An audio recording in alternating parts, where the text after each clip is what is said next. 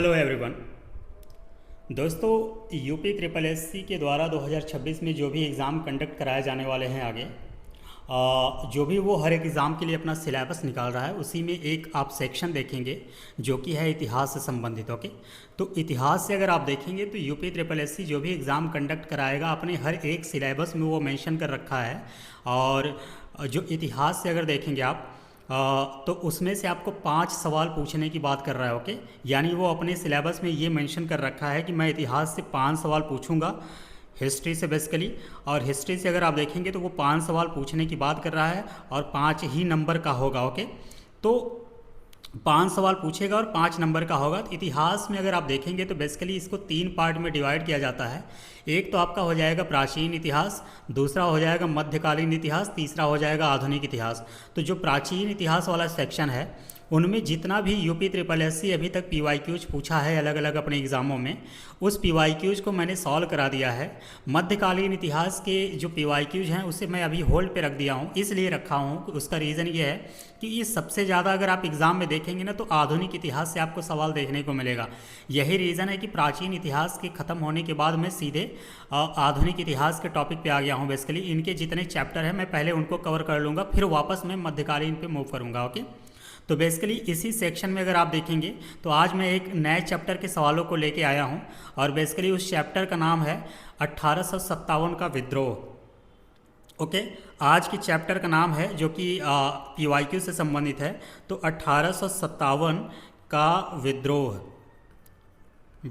Okay, इसी को अंग्रेजी में बोलते हैं रिवोल्ट ऑफ 1857। ओके, तो 1857 के विद्रोह से संबंधित जितने पीवाईक्यूज आए हैं उनको पहले सॉल्व करेंगे। इसके बाद जो समय बचेगा तो उसमें हम सामाजिक एवं धार्मिक आंदोलन से संबंधित इस टॉपिक से संबंधित जितने भी सवाल आए हैं उनको सॉल्व करते हैं। ओके, तो आधुनिक इतिहास में धीरे धीरे हम लोग मतलब आगे बढ़ रहे हैं और काफ़ी इम्पॉर्टेंट ये है कि मैं हर एक पॉइंट को समझाने की कोशिश कर रहा हूँ, हर एक ऑप्शन को मैं मतलब डिटेल में समझाने की कोशिश कर रहा हूँ। अगर आप लोग इस पीवाईक्यूज को प्रॉपर तरीके से अगर सीरियसली होके इसको फॉलो करेंगे इस सीरीज़ को, तो ज़्यादा से ज़्यादा जितने भी सवाल अगर आपको इतिहास से देखने को मिलेंगे ना वो इन्हीं कॉन्सेप्टों के बेस पे मिलेगा और ज़्यादा से ज़्यादा आप सवाल करने के लिए एलिजिबल भी होंगे। ओके, तो बेसिकली इस सीरीज़ को मेरी अपनी एक रिक्वेस्ट है कि अगर आप देखेंगे तो आपको फ़ायदा होगा। अगर आपको इससे बेहतर कहीं ऑप्शन मिल रहा है अभी तो आप वहाँ भी देख सकते हो। ऐसा नहीं है कि मैं ही ऐसा मतलब कोई तोप हूँ कि मैं ही पढ़ाऊँगा तभी सिलेक्शन होगा, ऐसा कुछ नहीं है।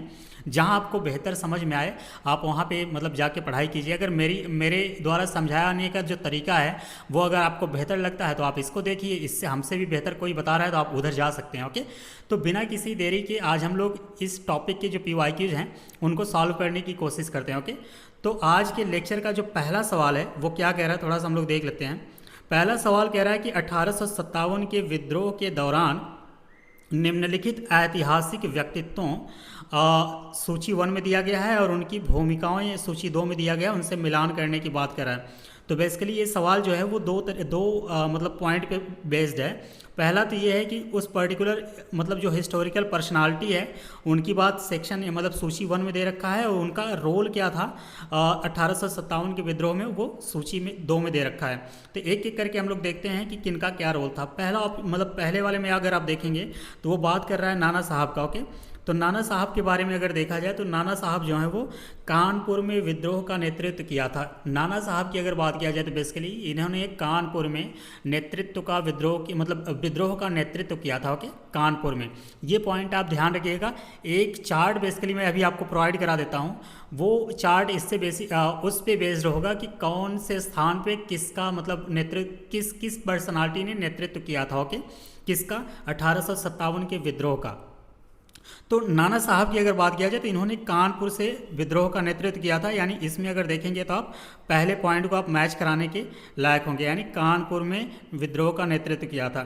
इसके बाद जो दूसरा पॉइंट दे रखा है, दूसरे पॉइंट में ये कह रहा है कारू भगत, यानी कारू भगत के बारे में बात कर रहा है। तो कारू भगत जी जो थे वो रानीपुर से स्वतंत्रता सेनानी थे। ओके, रानीपुर से थे, यानी इनका सेक्शन अगर बी से मैच करा दिया जाए तो ये यहाँ सामने दे रखा है। ओके, तो इनका 2 से मैच हो जाएगा। मौलवी अहमदुल्ला शाह की अगर बात किया जाए, मौलवी अहमदुल्ला शाह इन्होंने फैज़ाबाद से इस विद्रोह में अग्रणी रोल प्ले किया था, यानी फैज़ाबाद से इन्होंने लड़ाई का नेतृत्व किया था। ओके, तो इसको 3 से मैच करा दीजिए तो ऑटोमेटिक एक ही ऑप्शन बच रहा है जो कि वो डायरेक्टली उसी से मैच हो जाएगा। तो वो खान बहादुर खान के नाम दे रखा है। तो खान बहादुर खान की अगर बात किया जाए तो वो बरेली में इस सरकार बनाई थी। ओके, तो इसका 4 हो जाएगा। यानी कहने का मतलब है कि 1 2 3 4 ही जो जिस ऑप्शन में होगा वही आपका करेक्ट आंसर हो जाएगा। तो एक को अगर एक से मैच कराएं तो एक ही ऑप्शन में है ही, इसका मतलब है कि ऑप्शन नंबर जो डी है वो आपका करेक्ट हो जाएगा। ओके, अगर हम लोग बात करें कि कौन इंसान कहाँ से नेतृत्व किया था, तो मैं यहीं पे आपको चार्ट बना के बता देता हूँ, क्योंकि 1857 से जो भी एग्ज़ाम में अगर सवाल आपको देखने को मिलेगा, चांसेज उसमें ज़्यादा यही है कि वो पर्टिकुलर इसी चार्ट से आपको सवाल दे देगा। ओके, बहुत अगर डीप में एग्जामिनर नहीं जाएगा मतलब सवाल बनाने के लिए, तो आपको ज़्यादा चांस है कि वो उस पर्सनालिटी को एक और उसके मतलब वो किस जगह से इस विद्रोह में पार्टिसिपेट किए थे वही आपसे सवाल पूछा जा सकता है। तो मैं दो सूची बना देता हूँ आपके लिए। बेसिकली एक तरफ हो जाएगा आपका स्थान, यानी कहाँ से वो पर्सनालिटी मतलब उस विद्रोह में पार्टिसिपेट किए थे या भाग लिए थे। ओके, और दूसरी तरफ वो हो जाएगा कि वो किसका नेतृत्व था, कौन नेतृत्व किया था। ओके, नेतृत्व। ओके, ये पॉइंट ध्यान रखिएगा। तो सबसे पहले आप यहाँ पे जो नाना साहब हैं मैं इन्हीं को मेंशन कर देता हूँ। नाना साहब की अगर बात किया जाए, नाना साहब की अगर बात किया जाए तो ये कानपुर से थे। कानपुर से इन्होंने लड़ाई में भाग लिया था, कानपुर से। ओके, इसके बाद उल्टा हो गया। ओके, यहाँ पे मतलब कानपुर में लिखना चाहिए, मैं ऊपर वाले को ही मिटा देता हूँ। जस्ट अ मिनट, थोड़ा सा ये स्थान की जगह यहाँ पे नेतृत्व की जगह मैं उल्टा कर देता हूँ। Okay, just a minute please, ये स्थान कर देता हूँ और ये नेतृत्व कर देता हूँ। अब आपके लिए आंसर परफेक्ट बन जाएगा। ओके, तो नाना साहब की अगर बात किया जाए तो नाना साहब जो हैं वो कानपुर से इस लड़ाई में पार्टिसिपेट किए थे, भाग लिए थे। इसके अलावा अगर हम लोग बात करें तो खान बहादुर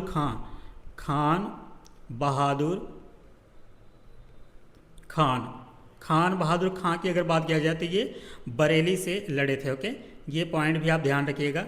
इसके अलावा तीसरे पॉइंट की तरफ चलते हैं जो कि इसी सवाल में दे रखा है, मौलवी अहमदुल्लाह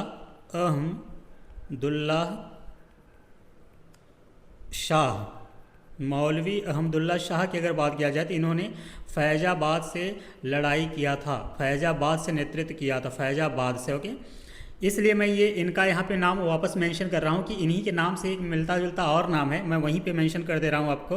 वो नाम है आपका मौलवी लियाकत अली। नाम क्या है भैया इनका? मौलवी लियाकत अली। ओके, तो मौलवी लियाकत अली की बात किया जाए तो ये कहाँ से पार्टिसिपेट किए थे? तो ये इलाहाबाद से किए थे। कहाँ से किए थे भैया? ये इलाहाबाद से किए थे। इलाहाबाद जो आज के समय में अगर देखा जाए तो प्रयागराज के नाम से जाना जाता है। अगले पॉइंट की अगर हम लोग बात करें तो अगला जो नेतृत्व किए थे वो झांसी से किए थे। उनका नाम क्या है? रानी लक्ष्मीबाई, यानी रानी लक्ष्मीबाई जी की अगर बात किया जाए तो इन्होंने झांसी से भाग लिया था, झांसी। ओके, इनके पति का नाम था गंगाधर राव जो कि झांसी के तत्कालीन राजा थे और बेसिकली इन्होंने झांसी से पार्टिसिपेट किया था। ओके, अगले पॉइंट पे हम लोग मूव करते हैं। अगला पॉइंट जो है वो बेसिकली झांसी हो गया। अब बिहार की हम लोग बात करें तो बिहार से एक नाम था बाबू कुंवर सिंह जो कि जगदीशपुर के राजा थे, उन्होंने बिहार से पार्टिसिपेट किया था। तो क्या नाम था इनका? बाबू कुंवर सिंह। बिहार में अगर आप बीपीएससी के एग्ज़ाम देंगे ना तो लगभग हर साल इनका नाम पूछ ही लिया जाता है। तो ये बिहार से थे, बिहार से। ओके, ये कहाँ के राजा थे? तो ये जगदीशपुर के राजा थे। मैं लिख नहीं रहा हूँ लेकिन मैं आपको ऐसे ही बोल के बता दे रहा हूँ, आप समझ जाइएगा। सातवें पॉइंट की अगर हम लोग बात करें तो बेगम हजरत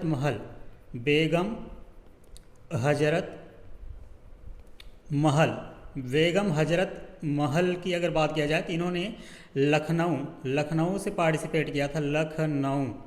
लखनऊ कभी कभी ये अवध से भी मैच कराने को दे देता है, तो लखनऊ और अवध जो है एक ही है बेसिकली। तो या तो लखनऊ ऑप्शन में दे देगा या तो अवध देगा, दोनों में से कोई एक ही देगा। तो जो भी देगा आप उसकी अपने हिसाब से उसको वहाँ पे मिलान करा दीजिएगा। जो अगला है 8वां पॉइंट की अगर हम लोग बात करें तो लखनऊ में बेगम हजरत महल हो गई, मौलवी लियाकत अली का मैंने बता ही दिया, बरेली में जो खान बहादुर खान है मैं ये भी बता ही दिया, और फैज़ाबाद में जो मौलवी लियाकत अली जी हैं ये भी मैंने बता ही दिया। अब सवाल आती है दिल्ली का। दिल्ली का मैं बता देता हूँ। दिल्ली का जनरल बख्त खां साहब थे।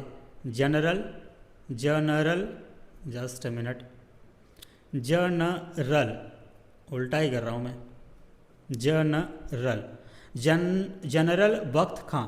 जनरल बख्त खां की अगर बात किया जाए तो इन्होंने कहाँ से पार्टिसिपेट किया था, तो ये दिल्ली से किया था। ओके, तो ये मोटे तौर पे मैंने आपको एक पूरी लिस्ट दे दी है। इस लिस्ट को अगर आप याद कर लेंगे, मेमोराइज कर लेंगे, मतलब अगर आपके टिप पे होगा तो मुझे उम्मीद है कि सवाल यहीं से इसी चार्ट से हो सकता है आपसे पूछ लिया जाए इस बार। ओके, ज़्यादा चांसेस है कि ये चार्ट से कोई ना कोई एक सवाल आपके एग्जाम में हो सकता है देखने को मिल जाए, क्योंकि ये टॉपिक बड़ा इंपॉर्टेंट है। ओके, तो इस पर्टिकुलर सवाल का जो करेक्ट आंसर हो जाएगा ये आपका ऑप्शन नंबर डी हो जाएगा। और बाकी मेरी आपसे हाथ जोड़ के रिक्वेस्ट है कि इस चार्ट को आप प्लीज़ किसी भी तरीके से तैयार कर लीजिएगा। ओके, 8 पॉइंट मैंने बताया है, इससे ज़्यादा आपके लेखपाल वाले वैकेंसी में शायद इससे ज़्यादा डीप में नहीं जाने की कोशिश करेगा वो। अगर इससे डीप में जाएगा तो लगभग सभी के लिए परेशानी हो जाएगी, क्योंकि ये मोटे तौर पे ये यूपी पीसीएस का जो फेवरेट सवालों में से एक है। तो ये पूरी लिस्ट जो मैंने आपको बताई है ये ऑलमोस्ट यूपी पीसीएस में भी पूछ रखा है। ओके, अब हम लोग मूव करते हैं अगले सवाल पे। अगला सवाल कह रहा है कि निम्नलिखित में से किनके द्वारा, सवाल क्या कह रहा है कि निम्नलिखित में से किनके द्वारा 1857 की जो क्रांति है उसकी शुरुआत की गई थी। सिपाहियों के द्वारा, बागान श्रमिकों के द्वारा, किसानों के द्वारा या जमींदारों के द्वारा। ओके, तो 1857 की जो क्रांति है बेसिकली वो अगर देखा जाए तो वो सिपाहियों के द्वारा शुरू की गई थी, यानी इसका जो करेक्ट आंसर हो जाएगा आपका ऑप्शन नंबर ए हो जाएगा। इस इतिहास में अगर देखा जाए तो इस क्रांति की जो शुरुआत हुई 1857 की जो क्रांति थी इसकी जो शुरुआत हुई थी वो 10 मई को हुई थी। 10 मई 1857 को मानी जाती है बेसिकली। और इस क्रांति की मेनली अगर शुरुआत देखा जाए तो मेरठ से हुई थी। कहाँ से हुई थी? मेरठ से। डिपेंड करता है कि अगर आपको डेट दे के सवाल पूछेगा तब आपके लिए थोड़ा ट्रिकी हो जाएगा। अगर ऐसे नॉर्मली पूछेगा कि 1857 की जो क्रांति है वो कहाँ से शुरुआत की गई थी, तो शुरुआत बेसिकली ये मेरठ से हुआ था और डेट क्या था, तो 10 मई 1857 था। ओके, धीरे धीरे क्या हुआ कि ये आगे चलते हुए कानपुर, बरेली, झांसी, दिल्ली, अवध इन सब स्थानों में भी फैल गई, क्योंकि मैंने जो लिस्ट आपको बताया वो लिस्ट में अगर आप देखेंगे तो अलग अलग स्थान है, वो सभी लोग पार्टिसिपेट किए थे किसमें, 1857 की क्रांतियों में। ओके, तो बेसिकली जो इसका करेक्ट आंसर हो जाएगा वो आपका ऑप्शन नंबर ए हो जाएगा। अगले सवाल पे हम लोग मूव करते हैं। अगला सवाल क्या कह रहा है? अगला सवाल कह रहा है कि निम्नलिखित, जस्ट ए मिनट, अगला सवाल कह रहा है कि निम्नलिखित में से कौन सा 1857 के विद्रोह का परिणाम था। बेसिकली आउटपुट क्या था, यानी 1857 का जो विद्रोह था उसका फाइनली क्या परिणाम निकला। तो एक एक करके हम लोग समझने की कोशिश करते हैं कि 1857 की जो क्रांति थी ना, अगर उसको देखा जाए तो उस क्रांति के बाद या इसके फलस्वरूप यानी इसके परिणाम के फलस्वरूप अगर देखा जाए कि जो कि 1857 की क्रांति हुई थी तो उसमें भारत सरकार अधिनियम 1858 यानी इसके परिणाम की अगर बात किया जाए तो इसके परिणाम के फलस्वरूप गवर्नमेंट ऑफ इंडिया एक्ट 1858 जो है 1858, ओके, 1858, तो इसके फलस्वरूप अगर देखा जाए तो भारत सरकार अधिनियम 1858 यानी गवर्नमेंट ऑफ इंडिया एक्ट 1858 द्वारा क्या हुआ था कि ब्रिटिश क्राउन ने कंपनी से भारत पर शासन करने के सभी अधिकार अपने वापस ले लिए थे। बेसिकली पहले क्या होता था कि भारत पे जो रूल था ना वो कंपनी का था। किसका था? कंपनी का था। लेकिन ये गवर्नमेंट ऑफ इंडिया एक्ट 1858 के तहत ये जो कंपनी के पास पावर थी कि वो भारत पे रूल कर रहा है, इसको ब्रिटिश क्राउन ने अपने हाथ में ले लिया। किसने? ब्रिटिश क्राउन ने, यानी इसका मतलब ये है कि जो वहाँ के राजा थे उन्होंने सारा कंट्रोल भारत पे राज करने का अपने पास ले लिया। किसके द्वारा लिया था? वो गवर्नमेंट ऑफ इंडिया एक्ट 1858 के तहत। ओके, तो क्या हुआ इसके बाद अगर देखा जाए तो भारत का जो शासन था ना वो सीधे ब्रिटिश क्राउन द्वारा किया जाने लगा। और किसकी सहायता से? तो भारत सचिव के द्वारा और 15 सदस्यों की एक परिषद यानी मतलब आप कह लीजिए कि काउंसिल द्वारा शासित किया जाने लगा। तो हुआ क्या था मैं आपको ऐसे ही बता देता हूँ, आप सुन लीजिए, आपको काफ़ी चीज़ें याद हो जाएंगी। ओके, तो 1857 का जो विद्रोह हुआ था ना, जो उसका परिणाम निकला बेसिकली, वो जो सवाल में पूछ रखा है, इसके परिणाम के फलस्वरूप क्या हुआ कि गवर्नमेंट ऑफ इंडिया एक्ट 1858 को देखा जाए तो उसके द्वारा जो ब्रिटिश क्राउन था वो कंपनी से भारत पे शासन करने के सारे अधिकार को वापस ले लिया, यानी उसको छीन लिया। इसके बाद क्या हुआ कि जो वो ब्रिटिश क्राउन था वो भारत पे सीधा शासन करने लगा, और किसके द्वारा, तो वो भारत के जो उस समय सचिव थे उनके साथ, इसके अलावा 15 सदस्यों की एक काउंसिल उसने बनाई।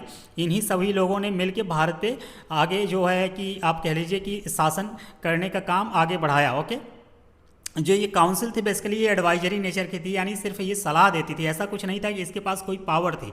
यहाँ से ये लोग सलाह देते थे, ब्रिटिश क्राउन वहाँ से भारत पे राज करने का काम करते थे। ओके, ये पॉइंट आप ध्यान रखिएगा। इसके अलावा मैंने जो आपको ये बताया ना गवर्नमेंट ऑफ इंडिया एक्ट 1858 की, अगर इसके द्वारा देखा जाए तो गवर्नर जनरल जो थे उनकी जो उपाधि थी उसको छीन ली गई और उन्हें वायसराय के रूप में बदल दिया गया। कहने का मतलब है कि 1857 जो गवर्नमेंट ऑफ इंडिया एक्ट है ये बेसिकली 1858 वाला, इसके द्वारा क्या था, पहले गवर्नर जनरल जो थे वो भारत में हेड का काम करते थे, गवर्नर जनरल। तो इनको रिमूव करके, यानी ये पद को रिमूव करके एक नए पद का सृजन किया गया, एक नए पद को बनाया गया जिसका नाम था वायसराय। तो क्या हुआ कि गवर्नमेंट ऑफ इंडिया एक्ट 1858 के तहत नए पद का सृजन किया गया जिसका नाम था वायसराय, जो कि सीधे ब्रिटिश गवर्नमेंट द्वारा नियुक्त किया जाता था, यानी किसी का बीच में कोई आप कह लीजिए कि मीडिएटरी का काम नहीं होता था, कोई बीच में इधर उधर काम नहीं कर सकता था, क्योंकि ब्रिटिश जो गवर्नमेंट थी ना वो डायरेक्ट वायसराय का निर्णय मतलब चयन करती थी, वायसराय को सेलेक्ट करती थी, इलेक्ट करती थी बेसिकली, सिलेक्शन तो एग्ज़ाम के थ्रू होगा। तो ये वायसराय का जो डायरेक्ट इलेक्शन होता था वो ब्रिटिश गवर्नमेंट के द्वारा होता था। आपसे सवाल कभी ये पूछा जा सकता है कि जो भारत के पहले वायसराय थे वो कौन थे। भारत के प्रथम वायसराय की अगर बात किया जाए, भारत के प्रथम वायसराय ओके, तो उनका नाम था लॉर्ड कैनिंग। क्या नाम था भैया? Lord Canning. यहाँ से दो सवाल आपसे पूछा जा सकता है कि भारत के प्रथम वायसराय कौन थे और भारत के अंतिम गवर्नर जनरल कौन थे। तो प्रथम वायसराय और अंतिम गवर्नर जनरल मैं ऊपर ही लिख दे रहा हूँ, आप समझ आइएगा। अंतिम गवर्नर जनरल जो थे वो भी यही थे। ओके, ये अंतिम गवर्नर जनरल थे, तभी तो इस एक्ट के द्वारा अगर देखा जाए तो इनको गवर्नर जनरल के पद से हटा के इनको वायसराय बना दिया गया। तो वो कौन थे? लॉर्ड कैनिंग साहब थे। ओके, और लॉर्ड कैनिंग जो हैं वो महारानी विक्टोरिया की उद्घोषणा को पढ़ा था इलाहाबाद में 1 नवंबर 1858 को। ये डेट अगर आपसे याद हो सके तो ये डेट बिल्कुल याद करके रखिएगा। आपसे सीधे सवाल पूछेगा कि महारानी विक्टोरिया की जो उद्घोषणा थी वो किसने पढ़ा था, तो आपका आंसर हो जाएगा लॉर्ड कैनिंग। सवाल ये अगर आपसे आ सकता है कि ये कब पढ़ा गया था, तो 1 नवंबर 1858 को। सवाल ये भी पूछा जा सकता है कि ये लॉर्ड कैनिंग ने कहाँ पढ़ा था, तो आपका आंसर हो जाएगा इलाहाबाद में। ओके, तो उद्घोषणा में क्या लिखा था बेसिकली अगर ये देखा जाए तो उद्घोषणा में अगर देखें तो भारत में जो कंपनी का शासन था ना उसको समाप्त करके भारत का जो शासन था वो क्राउन को सीधे अधीन कर दिया गया, जो कि अभी मैं इतने टाइम से आपको बता रहा हूँ। अब हम लोग आते हैं सवाल पे। सवाल जो पूछ रहा है, इतना समझने के बाद अगर हम लोग सवाल पे आएंगे तो ऑटोमेटिक आपको आंसर मिल जाएगा। तो सवाल क्या कह रहा है कि निम्नलिखित में से कौन सा 1857 के विद्रोह का परिणाम था। पहला ऑप्शन कह रहा है कि ईस्ट इंडिया कंपनी की शक्तियों को ब्रिटिश क्राउन में हस्तांतरित कर दिया गया। ठीक है। ऑप्शन बी कह रहा है कि अंग्रेजों ने भारत में लोगों की पारंपरिक धार्मिक और सामाजिक प्रथाओं को कुचलने का फैसला किया। ऐसा तो नहीं किया था। ऑप्शन सी क्या कह रहा है, जमींदारों की रक्षा की नीतियों को समाप्त कर दिया गया। ऐसा भी नहीं किया गया था। ऑप्शन डी क्या कह रहा है कि अंग्रेजों ने फैसला किया कि सेना में भारतीय सैनिकों का अनुपात बढ़ाया जाए। ऐसा भी नहीं किया गया था। तो इसका जो करेक्ट आंसर हो जाएगा वो आपका हो जाएगा बेसिकली ऑप्शन नंबर ए। ईस्ट इंडिया कंपनी की जो शक्ति थी, जो पावर था, वो ब्रिटिश क्राउन में हस्तांतरित कर दिया गया। वही गवर्नमेंट ऑफ इंडिया एक्ट 1858 के तहत जो कंपनी के पास पावर थी उसको छीन लिया गया और वो सारी पावर दे दी गई किसको? ब्रिटिश क्राउन को, जो कि वो डायरेक्ट कंट्रोल करता था एक काउंसिल के थ्रू।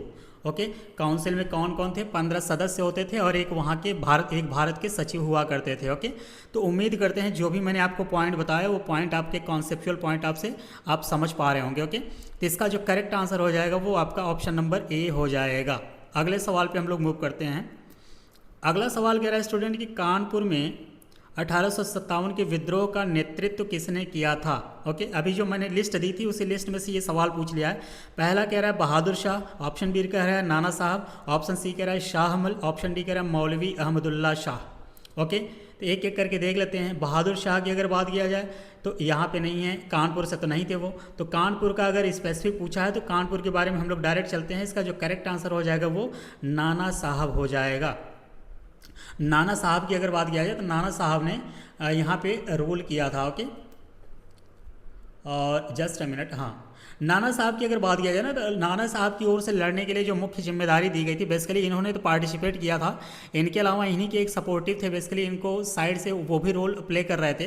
तो नाना साहब की ओर से लड़ने की जो मुख्य जिम्मेदारी इन्होंने दी थी वो दी थी मुख्य जिम्मेदारी की अगर बात किया जाए तो इन्होंने एक इंसान थे जिनका नाम था तांत्या टोपे साहब, तांत्या टोपे, इनको दी थी। तो बेसिकली वो भी मतलब नाना साहब भी लड़ाई कर रहे थे लेकिन मुख्य जिम्मेदारी इनको दिए थे, तो ये भी काफ़ी हद तक उसमें पार्टिसिपेट किए थे। ओके, आपसे कभी ये सवाल पूछा जा सकता है कि तांत्या टोपे साहब का जो असली नाम था वो क्या था? ओके, तो इनका नाम था रामचंद्र पांडुरंग। रामचंद्र पांडुरंग जो है इनका असली नाम था, किसका? तांत्या टोपे के। ये भी कानपुर से ही पार्टिसिपेट कर रहे थे 1857 की लड़ाई में, यानी 1857 का जो विद्रोह हुआ था वो नाना साहब के साथ तांत्या टोपे ने उनका काफ़ी सहयोग किया था। तो इसका इस पर्टिकुलर सवाल का करेक्ट आंसर आपका हो जाएगा ऑप्शन नंबर बी। नाना साहब जो है वो कानपुर से इस विद्रोह का नेतृत्व किया था। ओके, बाकी जो मैंने लिस्ट आपको बता दी है वो लिस्ट काफ़ी काम की है, उस लिस्ट को कहीं नोट डाउन कर लीजिए और उसे बार बार रिवाइज करने की कोशिश कीजिए। अगले सवाल पर हम लोग चलते हैं।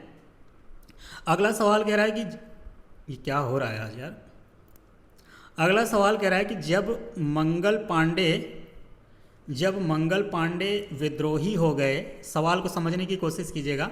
कह रहा है कि जब मंगल पांडे विद्रोही हो गए तब वह 34वें मूल इन्फेंट्री रेजिमेंट में एक सिपाही थे जो किस स्थान पर स्थित था? ओके, सवाल जो कहना चाह रहा है कि जब मंगल पांडे विद्रोही हो गए, यानी जब इन्होंने विद्रोह किया तो ये विद्रोही हो गए, तब वह 34वें मूल इन्फेंट्री रेजिमेंट में एक सिपाही थे जो किस स्थान पर स्थित था? ओके, तो एक बार ये सवाल ना केबीसी में पूछ रखा है, एक बच्चे ने वहाँ पे लगभग ऑलमोस्ट आई थिंक 50 या 55 लाख जीता था।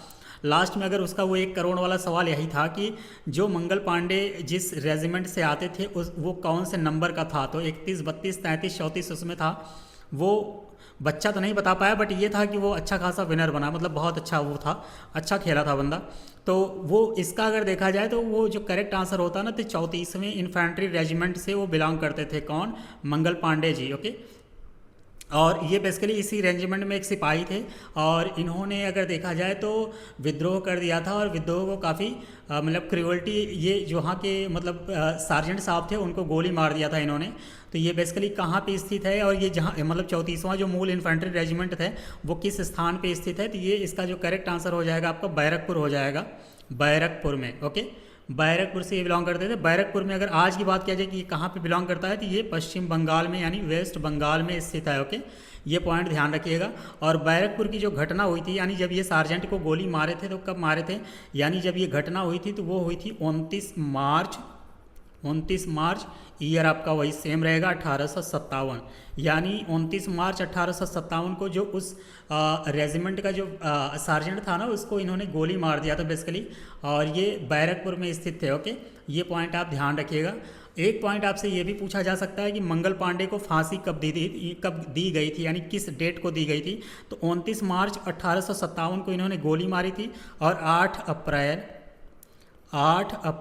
1857 को ही इन्हें फांसी की सज़ा दे दी गई थी। ये दोनों डेट अगर आप ध्यान रख सकते हैं तो बहुत अच्छी बात होगी, बड़ी मेहरबानी होगी आपके ऊपर।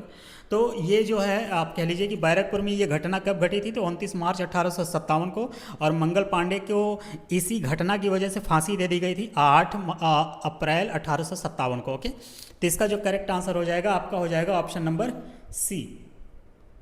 अगले सवाल पे हम लोग मूव करते हैं। अगला सवाल क्या कह रहा है कि अगला सवाल कह रहा है कि डैश की रानी अवंती बाई लोधी ने अंग्रेज़ों के खिलाफ 4000 की सेना खड़ी की और नेतृत्व किया, जिन्होंने उसके राज्य के प्रशासन को अधिकार में ले लिया था। ओके, सवाल क्या कहना चाह रहा है, डैश दिया हुआ है, झांसी, फैज़ाबाद, रामगढ़, मंडला।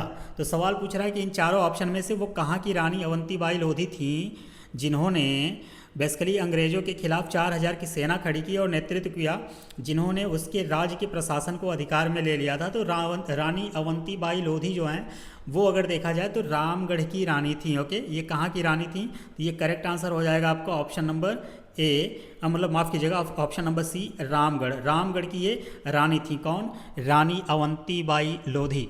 ओके, अगर इतिहास के पन्नों को उठा के देखा जाए तो रानी अवंतीबाई लोधी जी हैं जो, वे भारत की प्रथम स्वाधीनता संग्राम में महत्वपूर्ण भूमिका निभाई थी। यानी 1857 के विद्रोह को भारत का प्रथम स्वाधीनता संग्राम के नाम से भी जाना जाता था। ओके, तो इसमें इन्होंने इस विद्रोह में इन्होंने लड़ाई की थी और कहाँ से की थी? ये रामगढ़ से थी बेसिकली, और ये प्रथम महिला शहीद वीरांगना भी हुई थी। ओके, तो कहने का मतलब यही है कि ये भारत के प्रथम स्वाधीनता संग्राम के मतलब संग्राम में बेसिकली बहुत महत्वपूर्ण भूमिका भी निभाई थी। और ये जो है ये प्रथम महिला शहीद वीरांगना भी हुई थी, शहीद वीरांगना। ओके, ये भी आप ध्यान दीजिएगा, वीरांगना। ओके, ये पहली महिला शहीद वीरांगना हुई थी। कौन? रानी अवंतीबाई। इस सवाल का जो करेक्ट आंसर हो जाएगा वो आपका ऑप्शन नंबर सी हो जाएगा, रामगढ़। अगले सवाल पे हम लोग चलते हैं। अगला सवाल कह रहा है कि भारतीय स्वतंत्रता के प्रथम संग्राम 1857 के संदर्भ में निम्नलिखित कथनों को पढ़ें और सही विकल्प चुनें। यानी जो भारतीय स्वतंत्रता का प्रथम संग्राम था, जिसे हम लोग 1857 के विद्रोह के नाम से जानते हैं, तो बेसिकली सवाल कह रहा है कि इसी के संदर्भ में ये 3 स्टेटमेंट दे रखा है, इसको पढ़िए और सही विकल्प का चयन करें। तो पहला क्या कह रहा है स्टेटमेंट कि इसे सिपाही विद्रोह यानी सिपाही म्यूटिनी के नाम से भी जाना जाता है। ये बात सही है? तो ये बात बिल्कुल सही है कि जो 1857 का विद्रोह था उसे सिपाही विद्रोह यानी सिपाही म्यूटिनी के नाम से भी जाना जाता था। ऑप्शन स्टेटमेंट 2 क्या कह रहा है कि यह जम्मू कश्मीर के ऊधमपुर ज़िले में शुरू हुआ था या शुरू किया गया था। नहीं, ये जम्मू कश्मीर के ऊधमपुर ज़िले में शुरू नहीं किया गया था, ये मेरठ में शुरू किया गया था। कहाँ पे? मेरठ में। और कब किया गया था? तो 10 मई 1857 को ये मेरठ में शुरुआत किया गया था। इसका मतलब ये है कि जो बी वाला है ये आपका रॉन्ग है। ऑप्शन स्टेटमेंट सी क्या कह रहा है कि यह दिल्ली, आगरा, कानपुर और लखनऊ में व्यापक रूप से फैला था। ये बात बिल्कुल सही है कि यह दिल्ली, आगरा, कानपुर, लखनऊ, झांसी, इन सब जगहों पे काफ़ी व्यापक रूप से फैला था। यानी जिस स्टेटमेंट में 2 गलत हो जाएगा वही आपका करेक्ट आंसर हो जाएगा। पहला स्टेटमेंट क्या कह रहा है कि ए, बी, सी सभी सही हैं, ये बी दे रखा है तो ये गलत हो जाएगा। ऑप्शन बी क्या कह रहा है कि ए और सी सही हैं किंतु बी गलत है, बात बिल्कुल सही है, यही आपका करेक्ट आंसर भी हो जाएगा। ऑप्शन नंबर सी क्या कह रहा है कि ए, बी, सी सभी गलत हैं, ये भी तो नहीं है, 2 सही हैं 1 गलत है। ए और बी सही है, बी यहाँ सही दे दिया तो इसका मतलब ये भी आपका ऑप्शन हट जाएगा। तो इसका करेक्ट आंसर हो जाएगा ए और सी सही हैं, बी वाला जो स्टेटमेंट है ये गलत हो जाएगा। ओके, ये पॉइंट ध्यान रखिएगा। तो प्रथम भारतीय स्वतंत्रता संग्राम के अलावा 1857 का जो विद्रोह है वो सिपाही विद्रोह यानी सिपाही म्यूटनी के नाम से भी जाना जाता है। बेसिकली यह ब्रिटिश शासन के विरुद्ध एक सशस्त्र यानी सशस्त्र मतलब होता है बेसिकली औजारों के साथ विद्रोह था, जो कि भारत के विभिन्न क्षेत्रों में 2 वर्षों तक लगभग 2 वर्षों तक ये चलता रहा। ओके, अगले सवाल पे हम लोग मूव करते हैं। इसका correct answer option number B है। अगला सवाल कह रहा है कि मेरठ छावनी में 1857 के सैनिक विद्रोह की जो शुरुआत है वो कब हुई थी? मेरठ में बेसिकली ये सवाल पूछ रहा है कि 1857 का जो सैनिक विद्रोह था, सिपाही जो म्यूटनी था, वो बेसिकली मेरठ छावनी में कब शुरुआत हुआ था? 8 मई 1857, 11 मई 1857, 10 मई 1857 या 9 मई 1857। सोचिए कितना क्लोज डेट दे रखा है, 8 मई, 9 मई, 10 मई, 11 मई। अगर आपको हल्का सा भी कन्फ्यूजन होगा आप इस सवाल को गलत कर देंगे। ओके, तो इतना क्लोज भी देता है। कभी कभी डेट भी बहुत इंपॉर्टेंट हो जाती है, खासकर इतिहास के फैक्चुअल सवाल के लिए। ओके, तो मेरठ में बात कर रहा है तो मेरठ में ही शुरुआत हुई थी। कब हुई थी? 10 मई 1857 को। यही रीज़न है कि इसका जो करेक्ट आंसर हो जाएगा आपका ऑप्शन नंबर सी हो जाएगा। अगले सवाल पे हम लोग मूव करते हैं। अगला सवाल कह रहा है कि निम्नलिखित में से किसने 1857 के विद्रोह को दबाने के लिए अंग्रेजों को सहायता प्रदान नहीं की थी? ओके, तो बेसिकली सवाल क्या है कि हर समय कुछ ना कुछ ऐसे इंसान या ऐसे क्या कह लीजिए कि राजवंश जो थे वो अंग्रेज़ों का ही बेसिकली सपोर्ट किया करते थे। सवाल बेसिकली बड़ा ही इंटरेस्टिंग है। सवाल क्या कह रहा है कि निम्नलिखित में से किसने जो है वो 1857 के विद्रोह को दबाने के लिए अंग्रेज़ों की सहायता नहीं की थी बल्कि उनके खिलाफ विद्रोह भी किया था। ओके, एक एक करके देखते हैं। पहला कह रहा है कि ग्वालियर के सिंधिया हो गए।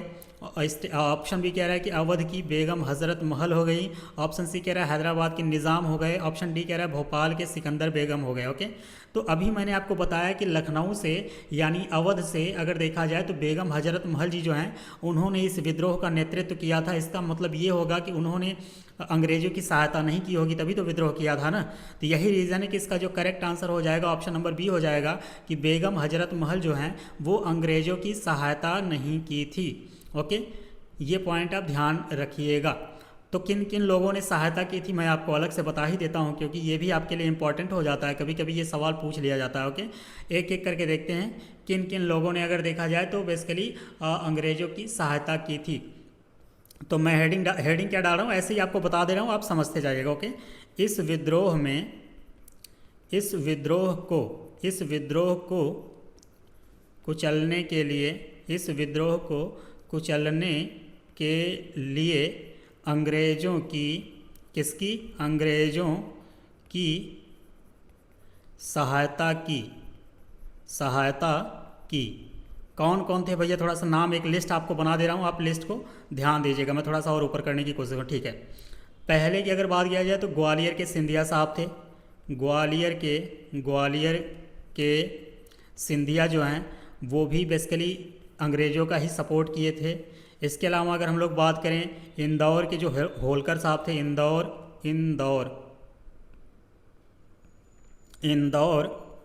के होलकर। अच्छा, एक पॉइंट यहाँ पे ये भी आप ध्यान देते चलिएगा कि जैसे होलकर कहाँ से बिलोंग करते थे। कभी कभी ये भी पूछता है ना कि सिंधिया कहाँ से बिलोंग करते हैं, होलकर कहाँ से बिलोंग करते हैं, गायकवाड़ कहाँ से बिलोंग करते हैं। अगर आप इस सीरीज़ के पहले के लेक्चर को देखे होंगे तो एक सवाल ऐसा भी आया था कि मैच कराने को दे दिया था कि होलकर कहाँ से बिलोंग करते हैं, सिंधिया कहाँ से करते हैं, गायकवाड़ कहाँ से करते हैं। ऐसे भी सवाल आते हैं, इसलिए मैं आपको थोड़ा सा जोर दे देता हूँ कि इस पॉइंट को भी आप मिस नहीं कीजिएगा। ओके, इसके अलावा अगर हम लोग बात करें तो जो हैदराबाद के निज़ाम थे, कौन, हैदराबाद के निज़ाम जो थे वो भी अंग्रेज़ों की ही सपोर्ट किए थे। हैदराबाद के निज़ाम ने भी अंग्रेज़ों का ही साथ दिया था इस विद्रोह में। इसके अलावा अगर हम लोग बात करें जोधपुर के जो राजा थे वो भी किए थे। जोधपुर कहाँ है भैया, तो आज के समय में राजस्थान में है, जोधपुर के राजा। इसके अलावा अगर हम लोग बात करें, पांचवा मैं इधर से लिख दे रहा हूँ, ये राइट साइड आपके, ये पांचवा जो थे जो कि अंग्रेज़ों का ही साथ दिए, तो भोपाल के नवाब थे। भोपाल के जो नवाब साहब थे, भोपाल के नवाब जो थे वो भी नवाब अंग्रेज़ों का सपोर्ट किए थे। भोपाल के नवाब भी अंग्रेज़ों का ही सपोर्ट किए थे। इसके अलावा पटियाला के नवाब, पटियाला कहाँ है, पंजाब में है, पटियाला के जो नवाब थे वो भी अंग्रेज़ों का साथ दिए थे। इसके अलावा अगर हम लोग बात करें जो कश्मीर के महाराजा थे, कश्मीर के महाराजा जो थे वो भी अंग्रेज़ों का ही सपोर्ट किए थे, अंग्रेज़ों का ही साथ दिए थे। तो ये जो लिस्ट मैंने आपको प्रोवाइड किया है ये बेसिकली कौन थे, ये वो लोग थे जो 1857 के विद्रोह में भारतीयों का साथ नहीं देकर के बेसिकली ये अपोजिशन पार्टी यानी अंग्रेज़ों की सहायता किए थे, अंग्रेज़ों की मदद किए थे। ओके, ये नहीं चाहते थे कि ये विद्रोह काफ़ी भड़के और अंग्रेज़ बेसिकली इसमें ये अंग्रेज़ों के सपोर्ट में थे, यानी अंग्रेज़ों के कुछ न कुछ नीतियों की ये फेवर किया करते थे। ओके, ये पॉइंट आप ध्यान रखिएगा। तो बेसिकली अगर देखा जाए तो ये अवध के जो नवाब जो हैं यानी बेगम हज़रत महल, जो कि करेक्ट आंसर है इस सवाल का, इन्होंने इस विद्रोह का खुल करके सामना मतलब सपोर्ट किया था और अंग्रेज़ों की जो है सहायता इन्होंने नहीं किया था। अच्छा, सवाल ये आपसे पूछा जा सकता है कि जो अवध यानी जो लखनऊ था, लखनऊ में ये विद्रोह कब भड़का था यानी कब शुरुआत हुआ था, तो 4 जून 1857 को ही लखनऊ में यानी अवध में ये विद्रोह जो है वो काफ़ी चरम पे भड़क गया था। वो ये भी पॉइंट आप ध्यान रखिएगा, किसके नेतृत्व में, तो नेतृत्व किया था किसने, बेगम हज़रत महल। ओके, ये पॉइंट आप ध्यान रखिएगा। और बेगम हजरत महल जो हैं वो अगर देखा जाए तो इनको महक रानी या महक परी के नाम से भी जाना जाता है। ओके, इनको महक परी के नाम से जाना जाता है। महक परी किसको? बेगम हजरत महल जी को। ओके, इसके अलावा ये पॉइंट ये भी आप जानिएगा कि ये किसकी बीवी थी, तो ये अवध के नवाब थे जिनका नाम था वाजिद अली शाह। वाजिद अली शाह की ये दूसरी बीवी थी, यानी सेकंड वाइफ थी। ये भी आप पॉइंट ध्यान रखिएगा। इतना तो नहीं पूछेगा कि पहली थी कि दूसरी थी, लेकिन ये आपसे पूछा जा सकता है कि अवध की जो बेगम हजरत महल थी वो किसकी वाइफ थी, किसकी बेगम थी, तो वाजिद अली शाह की ये सेकंड वाइफ थी। ये पॉइंट ध्यान रखिएगा। ये कहाँ से पार्टिसिपेट की थी, तो ये लखनऊ से की थी या अवध से की थी। दोनों में से जो भी ऑप्शन आपको दिखेगा वो करेक्ट आंसर हो जाएगा। ओके, अगले सवाल पे हम लोग मूव करते हैं। अगला सवाल कह रहा है स्टूडेंट कि 1857 के प्रथम स्वतंत्रता विद्रोह में भाग लेने वाली प्रसिद्ध महिला स्वतंत्रता सेनानी कौन थी। ओके, 1857 के प्रथम स्वतंत्रता विद्रोह में भाग लेने वाली प्रसिद्ध महिला स्वतंत्रता सेनानी कौन थी। पहला ऑप्शन कह रहा है कस्तूरबा गांधी, ऑप्शन बी कह रहा है भीकाजी कामा, ऑप्शन सी कह रहा है सरोजनी नायडू, ऑप्शन डी कह रहा है बेगम हजरत महल। भीकाजी कामा, सरोजनी नायडू, कस्तूरबा गांधी, अगर देखा जाए ये सब मतलब ऑप्शन बी और ऑप्शन सी जो हैं ये तो आज़ादी के लगभग आप कह लीजिए कि जो भारत छोड़ो आंदोलन था उस दौरान ये लोग थोड़ा ज़्यादा एक्टिव थी। ओके, और ये बात कब की हो रही है, 1857 की हो रही है, तो बहुत पहले की बात हो रही है। इन लोगों का मतलब जो कार्य मतलब काम था ये काफ़ी बाद में आया। ओके, तो इसका जो करेक्ट आंसर हो जाएगा वो ऑप्शन नंबर डी हो जाएगा। बेगम हजरत महल जी जो हैं वो 1857 के विद्रोह में भाग लेने वाली प्रसिद्ध महिला स्वतंत्रता सेनानी थी। ओके, ऑप्शन नंबर डी इसका करेक्ट हो जाएगा। अगले सवाल पे हम लोग चलते हैं। अगला सवाल कह रहा है कि 1857 के सिपाही विद्रोह में सिपाहियों को किस कंपनी द्वारा बनाए गए कारतूसों पर आपत्ति थी। ओके, तो बेसिकली कह रहा है कि किस कंपनी के द्वारा बनाए गए कारतूसों पे, यानी कारतूस मतलब बेसिकली गोली हो गया, गोली जो बंदूक में भर के चलाया जाता है। तो जो सिपाही थे उन्होंने विद्रोह क्यों किया था, तो बेसिकली यही जो तात्काल अगर आपको एक लाइन में इसका करेक्ट आंसर बताऊं तो जो इस विद्रोह को भड़कने का जो तात्कालिक यानी तुरंत जो रीज़न था वो यही था ना कि जो ये बंदूक लाए थे, ये बेसिकली जो गोली लाए थे वो गोली में क्या हुआ करता था कि ये चर्बी यानी गाय का और सूअर का चर्बी का प्रयोग किया गया था। आप सिंपली ये समझिए कि जो बेसिकली ये विद्रोह भड़का था 1857 का, उसका मूल रीज़न यानी तात्कालिक रीज़न, सडन रीज़न जो था वो बेसिकली यही था कि जो कारतूस लाया गया था, यानी कारतूसों को जो इंट्रोड्यूस कराया गया था अंग्रेज़ों के द्वारा, वो बेसिकली उसमें देखा जाए ना तो वो गाय के और सूअर के इनके चर्बी का प्रयोग किया गया था। तो गाय जो है वो हिंदू धर्म के लिए पवित्र है और सूअर जो होता है वो मुस्लिम लोग टच नहीं करना चाहते। तो बेसिकली अगर आप देखें तो दोनों धर्मों के लिए, जिन धर्मों से बहुतायत में उस समय ब्रिटिश सेना में जो सैनिक थे वो भारतीय जो हुआ करते थे, उन्होंने इसको यूज करने से मना कर दिया। क्योंकि इसको मुंह से खोलना पड़ता था, यानी इसको पहले आपको राइफल में भरने से पहले मुंह से खोलना पड़ता था। यही रीज़न है कि दोनों धर्म के लोग इसको यूज करने से मना कर दिए और ये तात्कालिक रीज़न था कि ये विद्रोह आगे काफ़ी भड़क गया था। ओके, तो यह चर्बी वाला जो कारतूस था 1857 की क्रांति का जो तात्कालिक कारण माना जाता है, इसका रीज़न यही होता है। तो सवाल क्या पूछ रहा है कि 1857 के सिपाही विद्रोह में सिपाहियों को किस कंपनी द्वारा बनाए गए कारतूसों पर आपत्ति थी। पहला कह रहा है एटकिंस, ऑप्शन बी कह रहा है एनफील्ड, ऑप्शन सी कह रहा है रेमिंगटन, ऑप्शन डी कह रहा है विंचेस्टर। तो इसका जो है ना पहले इसको जो बंदूक की यूज किया जाता था उसका नाम था ब्राउन बैस। पहले वाले बंदूक को ब्राउन बैस के नाम से जानते थे। बाद में अंग्रेज़ों ने एक नए बंदूक को कह लीजिए इंट्रोड्यूस किया जिसका नाम था एनफील्ड। इसी एनफील्ड वाले बंदूक में वो चर्बी वाला जो कारतूस था उसको इंट्रोड्यूस कराया गया था। तो बेसिकली इसी कारतूस को यूज करने के लिए आपत्ति थी जो भारतीय सैनिक थे जो कि अंग्रेजी सेना में भर्ती हुए थे। ओके, तो इसका जो करेक्ट आंसर हो जाएगा आपका ऑप्शन नंबर बी हो जाएगा। जो एनफील्ड था कारतूस बेसिकली उसको यानी इसी कंपनी के कारतूसों को इंट्रोड्यूस कराया गया था जो कि भारतीय सैनिकों के द्वारा आपत्ति की गई थी। ओके, यही रीज़न था कि मंगल पांडे ने सार्जेंट को अपनी गोली मार दिया था, यही रीज़न था। ओके, कब मारा था? 29 मार्च 1857 को। 8 अप्रैल 1857 को उनको फांसी दे दी गई और ये जो विद्रोह था ये मेरठ में 10 मई 1857 को भड़क गया। शुरुआत इसकी मेरठ से ही हुई थी। ओके, लेकिन बीज मंगल पांडे ने बो दिया था 2 महीना पहले ही 29 मार्च को, जब सार्जेंट को उन्होंने गोली मार दिया था। ओके, और इनको फांसी दे दी गई थी आगे चल करके। इसका करेक्ट आंसर हो गया ऑप्शन नंबर बी। अगले सवाल पे हम लोग चलते हैं। अगला सवाल कह रहा है कि 1857 के विद्रोह के प्रसिद्ध नेताओं में से एक तांत्या टोपे को अंग्रेजों ने 1859 में कहाँ पे फांसी दी थी। सवाल बड़ा ही इंपॉर्टेंट है, फैक्चुअल है, इसलिए मैं कह रहा हूँ कि इसको थोड़ा सा ध्यान दीजिएगा कि तांत्या टोपे को 1859 में अंग्रेजों ने कहाँ पे फांसी दे दी गई थी। सिंपली इतनी ही लाइन का सवाल है, बस इतना 3 लाइन में इसको फ्रेम कर दिया गया है। ओके, तो इसका जो करेक्ट आंसर हो जाएगा, पहला कह रहा है झांसी, ऑप्शन बी कह रहा है शिवपुरी, ऑप्शन सी कह रहा है कानपुर, ऑप्शन डी कह रहा है सागर। ओके, तो इसका जो करेक्ट आंसर हो जाएगा कि तांत्या टोपे साहब को 1859 में फांसी कहाँ दी गई थी, तो इसका करेक्ट आंसर हो जाएगा शिवपुरी।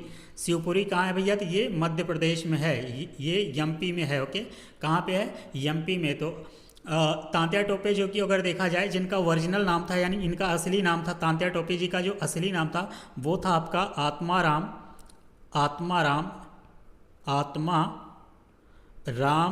पांडुरंग। आत्माराम पांडुरंग जो है वो तांत्या टोपे का असली नाम था। ओके, इनको शिवपुरी में फांसी दे दी गई थी। कब दी गई थी, ईयर तो आपको याद रखना ही रखना है। इसके अलावा मैं आपको डेट भी बता देता हूँ कि 18 अप्रैल, जस्ट अ मिनट, 18 अप्रैल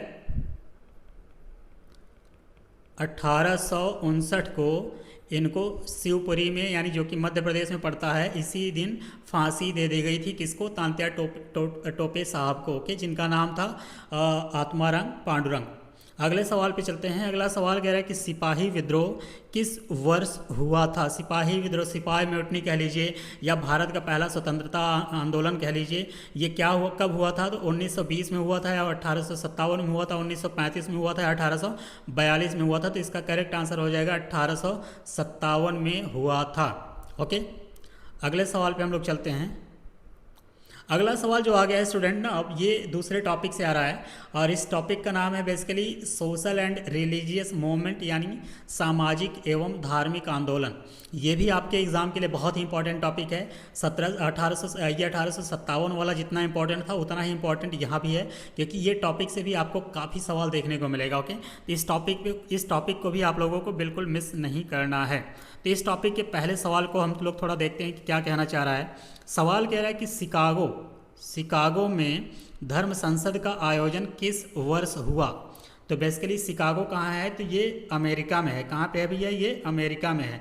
तो अमेरिका में शिकागो में जो पहला धर्म सम्मेलन हुआ था वो हुआ था 1893 में। कब हुआ था, 1893 में। तो इसका जो करेक्ट आंसर हो जाएगा ऑप्शन नंबर डी हो जाएगा कि धर्म सम्मेलन का जो आयोजन किया गया था, पहले धर्म सम्मेलन का, वो 1893 में किया गया था। और इस धर्म सम्मेलन की अगर बात किया जाए तो इसमें भारत की तरफ से जो भाग लिया था या भारत के जो प्रतिनिधित्व किया था वो किया था स्वामी विवेकानंद जी ने। स्वामी विवेकानंद जी ने इसमें पार्टिसिपेट किया था भारत की तरफ से, यानी भारत की तरफ से इन्होंने पार्टिसिपेट किया था। 1893 में ये धर्म सम्मेलन हुआ था। कहाँ हुआ था भैया, ये शिकागो में हुआ था, जो कि अमेरिका में पड़ता है। ओके, करेक्ट आंसर हो गया ऑप्शन नंबर डी।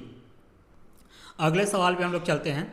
अगला सवाल कह रहा है कि सर्वेंट्स ऑफ इंडिया सोसाइटी की स्थापना डैश द्वारा 1905 में कल्याणकारी कार्यों में विभिन्न जातियों और धर्मों के भारतीयों को एकजुट करने और प्रशिक्षित करने के लिए की गई थी। तो बेसिकली जो सवाल है ये कहना क्या चाह रहा है कि सर्वेंट्स ऑफ इंडिया सोसाइटी जो है इसकी स्थापना 1905 में इन चारों ऑप्शन में से किसने किया था।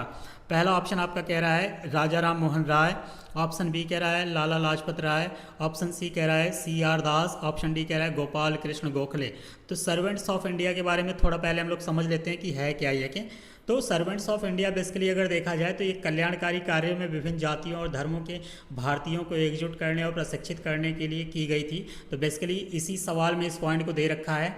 इसके अलावा अगर हम लोग बात करें ना, तो जो ये संगठन था यानी सर्वेंट्स ऑफ इंडिया सोसाइटी जो थी, इस संगठन ने शिक्षा के मामले में, स्वच्छता यानी क्लीननेस के मामले में, स्वास्थ्य देखभाल को बढ़ावा देने और अस्पृश्यता यानी अनटचबिलिटी की सामाजिक जो बुराइयां थी उनसे लड़ने के लिए, भेदभाव से बचने के लिए, शराब से, गरीबी, महिलाओं का उत्पीड़न और घरेलू जो शोषण हो रहा था महिलाओं के साथ, यानी महिलाओं को सुरक्षा के लिए बेसिकली एक अभियान चलाया गया था। तो सर्वेंट्स ऑफ इंडिया जो है इसकी स्थापना की अगर बात किया जाए तो इसका एक्चुअल जो स्थापना हुआ था वो मैं डेट के साथ आपको बता दे रहा हूँ, वो हुआ था 12 जून 1905। ओके। लेकिन सर्वेंट्स ऑफ इंडिया की अगर सोसाइटी की बात किया जाए ना, तो इसका ज़्यादातर जो है वो ईयर पूछता है, यानी साल, किस साल इसका आप कह लीजिए कि स्थापना हुआ था। तो 1905 में हुआ था। लेकिन मैं आपको डेट इसलिए भी बता दे रहा हूँ कि अगर एग्जामिनर के मूड में खटक गया, आपको सवाल गलत करवाना है, तो वो आपको ऐसे टेढ़े मेढ़े ऑप्शन दे देगा। ओके, तो आप पूरा याद रखिएगा कि 12 जून 1905 को सर्वेंट्स ऑफ इंडिया सोसाइटी की स्थापना की गई थी। सवाल ये पूछ रहा है कि किसके द्वारा की गई थी, जो कि सवाल में दे रखा है। तो ऑप्शन अगर यहाँ पे देखा जाए तो गोपाल कृष्ण गोखले जी जो हैं, गोपाल कृष्ण गोखले, इनके द्वारा ये किया गया था, गोखले साहब के द्वारा ही किया गया था। ये पॉइंट आप ध्यान रखिएगा। और इसका जो करेक्ट आंसर हो जाएगा आपका ऑप्शन नंबर डी हो जाएगा कि सर्वेंट्स ऑफ इंडिया सोसाइटी जो है वो गोपाल कृष्ण गोखले जी के द्वारा बेसिकली 1905 में स्थापित किया गया था। 2 पॉइंट यहाँ से गोपाल कृष्ण गोखले जी के बारे में आप और जान लीजिए कि गोपाल कृष्ण गोखले जी जो थे ये महात्मा गांधी के राजनीतिक गुरु थे। अगर आपसे सवाल पूछे कि महात्मा गांधी जी के राजनीतिक गुरु जी कौन थे, महात्मा गांधी जी के राजनीतिक गुरु कौन थे, तो आपका आंसर हो जाएगा गोपाल कृष्ण गोखले, राजनीतिक गुरु। ओके, तो आपका आंसर हो जाएगा गोपाल कृष्ण गोखले। तो ये तो गुरु हो गए, तो ये किसी के चेला भी तो रहे होंगे ना। तो आपसे सवाल पूछे कि अगर ये मतलब गोपाल कृष्ण गोखले किसके चेला थे, यानी किसके शिष्य थे, तो आपका आंसर हो जाएगा महादेव गोविंद राणे। ओके, महादेव गोविंद रानाडे। ओके, महादेव गोविंद रानाडे के ये शिष्य हुआ करते थे। ओके, यानी उनका ये चेला हुआ करते थे, शिष्य थे। ये पॉइंट ध्यान रखिएगा। तो महादेव गोविंद रानाडे के ये शिष्य थे, लेकिन ये महात्मा गांधी जी के राजनीतिक गुरु थे। यानी जब अफ्रीका से महात्मा गांधी जी जो आए थे, तो सबसे पहले इन्हीं के सानिध्य में उन्होंने कार्य की शुरुआत किया था। और इन्होंने ही कहा था कि शुरुआती कुछ साल जो हैं वो अपने तुम कान खोल के मुंह बंद करके कान खोल करके काम करो, यानी किसी से टकराओ नहीं, प्रॉपर तरीके से सीरियस होकर अपना काम करो, लेकिन किसी को भनक न लगने दो, यानी अंग्रेजों को भनक न लगे। तो महात्मा गांधी जी जो हैं वो ये बेसिकली जो गोखले साहब हैं ये महात्मा गांधी जी के राजनीतिक गुरु थे। लेकिन इनके जो ये मतलब ये जिसके शिष्य थे उनका नाम था महादेव गोविंद रानाडे। इनके बारे में जैसे ही सवाल आएगा तो मैं डिटेल में आपको वहाँ पे बताऊंगा महादेव गोविंद रानाडे की क्या क्या उपलब्धियाँ हैं। ओके, बेसिकली यहाँ पे हर एक सवाल को हम लोग PYQs को उतना मतलब मैक्सिमम उतना ओपन करने की मैं कोशिश कर रहा हूँ, जिससे कि ज़्यादा समय भी ना लगे और आपको प्रॉपर तरीके से कॉन्सेप्ट भी समझते चलना है। ओके, यही रीज़न है कि हमारी अपनी लिमिटेशन है कि मैं एक एक सवाल को अगर बहुत ज़्यादा डिटेल में समझाने की कोशिश करूँगा, 1 घंटे में हो सकता है 5 से 8-10 सवाल ही हो पाए। ओके, तो मेरी कोशिश ये है कि मैक्सिमम से मैक्सिमम कॉन्सेप्ट के साथ आपको जितना पॉसिबल हो सकता है उस सवाल को समझाने की कोशिश करता हूँ। अगले सवाल पे हम लोग चलते हैं। अगला सवाल कह रहा है कि निम्नलिखित में से किसने सबसे पहले धन की निकासी का सिद्धांत प्रतिपादित किया था। ये भी सवाल आपके लिए बहुत इंपॉर्टेंट है कि धन की निकासी का सिद्धांत किसने दिया था। कभी कभी अगर आपसे सवाल पूछ ले तो आपका आंसर क्या होगा। इन चारों ऑप्शन में देखा जाए तो दादा भाई नौरोजी, लाला लाजपत राय की बात कर रहा है, ऑप्शन सी कह रहा है गोपाल कृष्ण गोखले, ऑप्शन डी कह रहा है बाल गंगाधर तिलक। तो अगर देखा जाए कि धन की निकासी का जो सिद्धांत दिया था या प्रतिपादित किया था, उनका नाम था दादा भाई नौरोजी। दादा भाई नौरोजी जी जो हैं इनको धन की निकासी का सिद्धांत मतलब प्रतिपादित करने का श्रेय दिया जाता था। और इन्होंने यानी दादा भाई नौरोजी जी ने एक किताब लिखी थी, बड़ी ही फेमस किताब है, ये अक्सर हर एग्ज़ाम में पूछा हुआ है। इस बुक का क्या नाम था, तो इस बुक का नाम है poverty and un British rule in India. ये सवाल आप अपनी ज़ुबान पे रखिएगा, क्योंकि ये सवाल कभी भी किसी भी एग्ज़ाम में आपको देखने को मिल सकता है। ये बहुत ही इंपॉर्टेंट ये बुक का नाम है। बेसिकली इसको लिखा किसने था, तो दादा भाई नौरोजी जी ने लिखा था। और इसी किताब में इन्होंने धन की निकासी के सब सिद्धांत को प्रतिपादित किया था। ओके, और इन्होंने यानी किसने, दादा भाई नौरोजी जी हैं वो धन निकास को सभी बुराइयों की बुराई भी कहा था, यानी एविल्स ऑफ एविल्स जो है वो धन निष्कासन को ही किसने कहा था, दादा भाई नौरोजी जी ने ही कहा था। ओके, ये पॉइंट आप ध्यान रखिएगा। लास्ट वाले लेक्चर में मैंने इनके बारे में डिटेल में आपको बता दिया था कि ये ब्रिटिश पार्लियामेंट में सदस्य भी रहे हैं, कब से कब तक रहे हैं और इन्होंने क्या क्या काम किया था। 1866 में इन्होंने एक ऑर्गेनाइजेशन का स्थापना किया था। पिछले लेक्चर में मैं बताया था, अगर आप सुने होंगे पिछला वाला लेक्चर देखे हैं तो कमेंट में मुझे ज़रूर बताइएगा कि 1866 में इन्होंने किस ऑर्गेनाइजेशन को स्थापित किया था, जो कि लंदन में किया था। ओके, अगले सवाल पे हम लोग चलते हैं। अगला सवाल कह रहा है कि वेदों की ओर लौटो। क्या कह रहा है भैया? वेदों की ओर लौटो या वेदों की ओर वापस जाओ का नारा किसने दिया था? ये सवाल भी बड़ा इंपॉर्टेंट है। वेदों की ओर लौटो या वेदों की ओर वापस जाओ का नारा जो है वो इन चारों ऑप्शन में से किसने दिया था? तो पहला ऑप्शन है राजा राम मोहन राय जी, ऑप्शन बी कह रहा है दयानंद सरस्वती जी, ऑप्शन सी कह रहा है विवेकानंद जी, ऑप्शन डी कह रहा है रामकृष्ण परमहंस जी। ओके, तो वेदों की ओर लौटो या वेदों की ओर वापस चलो, ये जो नारा है ये इन चारों में अगर देखा जाए तो ऑप्शन नंबर जो बी है दयानंद सरस्वती यानी स्वामी दयानंद सरस्वती, इन्होंने ही कहा था।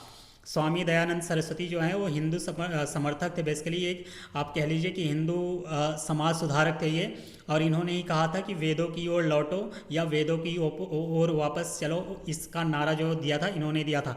स्वामी दयानंद सरस्वती जी का अगर बचपन का नाम देखा जाए तो इनका बचपन का नाम जो था वो मूल शंकर था। बचपन में ये इनका जो नाम था मूल शंकर था। ओके, बाद में स्वामी दयानंद सरस्वती इन्होंने रखा। इनके जन्म की अगर बात किया जाए कि इनकी पैदाइश कहाँ हुई थी यानी इनका जन्म स्थान कहाँ है, तो ये गुजरात में इनका गुजरात राज्य में इनकी पैदाइश हुई थी। कब हुई थी अगर देखा जाए तो 1824 में हुई थी। ये आपसे उतना डिटेल में शायद ना पूछे, लेकिन ये ज़रूर पूछ सकता है कि गुजरात में हुई थी, कहाँ कहाँ हुई थी, इनके बचपन का नाम क्या था। ओके, इसके अलावा एक पॉइंट मैं आपको और बता देता हूँ कि जो स्वामी दयानंद सरस्वती जी हैं इन्होंने एक संस्था की या एक कह लीजिए कि बेसिकली ऑर्गेनाइजेशन का स्थापना किया था, उसका नाम था आर्य समाज। यानी इन्होंने आर्य समाज की स्थापना किया था। आर्य समाज बड़ा ही पॉपुलर है, बड़ा ही फेमस है, इस चीज़ को आप मिस नहीं कीजिएगा। इसकी आर्य समाज की स्थापना किया था कौन किया था? स्वामी दयानंद सरस्वती जी ने किया था। ये पॉइंट आप ध्यान रखिएगा। आपसे ये भी सवाल पूछा जा सकता है कि कब किया था और कहाँ किया था, तो आपका आंसर हो जाएगा 1875 ईस्वी में किया था। और आपसे पूछे कि कहाँ पे किए थे इन्होंने, तो ये बम्बई यानी उस समय बॉम्बे था, उस समय बॉम्बे था बेसिकली। आज के समय में अगर देखा जाए तो ये बम्बई कहा जाता है, बम्बई कहा जाता है। इन्होंने बम्बई में ही 1875 में आर्य समाज की स्थापना किया था। ये पॉइंट भी ध्यान रखिएगा। और जो आर्य समाज था वो बेसिकली क्या था, एक तरीके का ये वैदिक धर्म को शुद्ध रूप से पुनः स्थापित करने के उद्देश्य से बनाया गया था। यानी जो वैदिक धर्म था उसको प्रॉपरली प्योरीफाई करके बेसिकली शुद्ध रूप से यानी उसके मूल रूप से पुनः स्थापित करने के उद्देश्य से इस चीज़ का आप कह लीजिए कि स्थापना किया गया था। किसके द्वारा? स्वामी दयानंद सरस्वती जी के द्वारा। कब किया गया था? तो 1875 में किया गया था। कहाँ किया गया था? तो बम्बई में किया गया था। इतना पॉइंट अगर आप ध्यान रखेंगे तो इनसे आने वाले सवाल आपसे गलत होने के चांसेस कम हो जाएंगे। ओके, अगले सवाल पे हम लोग मूव करते हैं। अगला सवाल क्या कह रहा है स्टूडेंट? अगला सवाल कह रहा है बेसिकली 1875 के अलीगढ़ आंदोलन से किसका नाम जुड़ा है? बेसिकली 1875 में एक आंदोलन हुआ जिसका नाम है अलीगढ़ आंदोलन।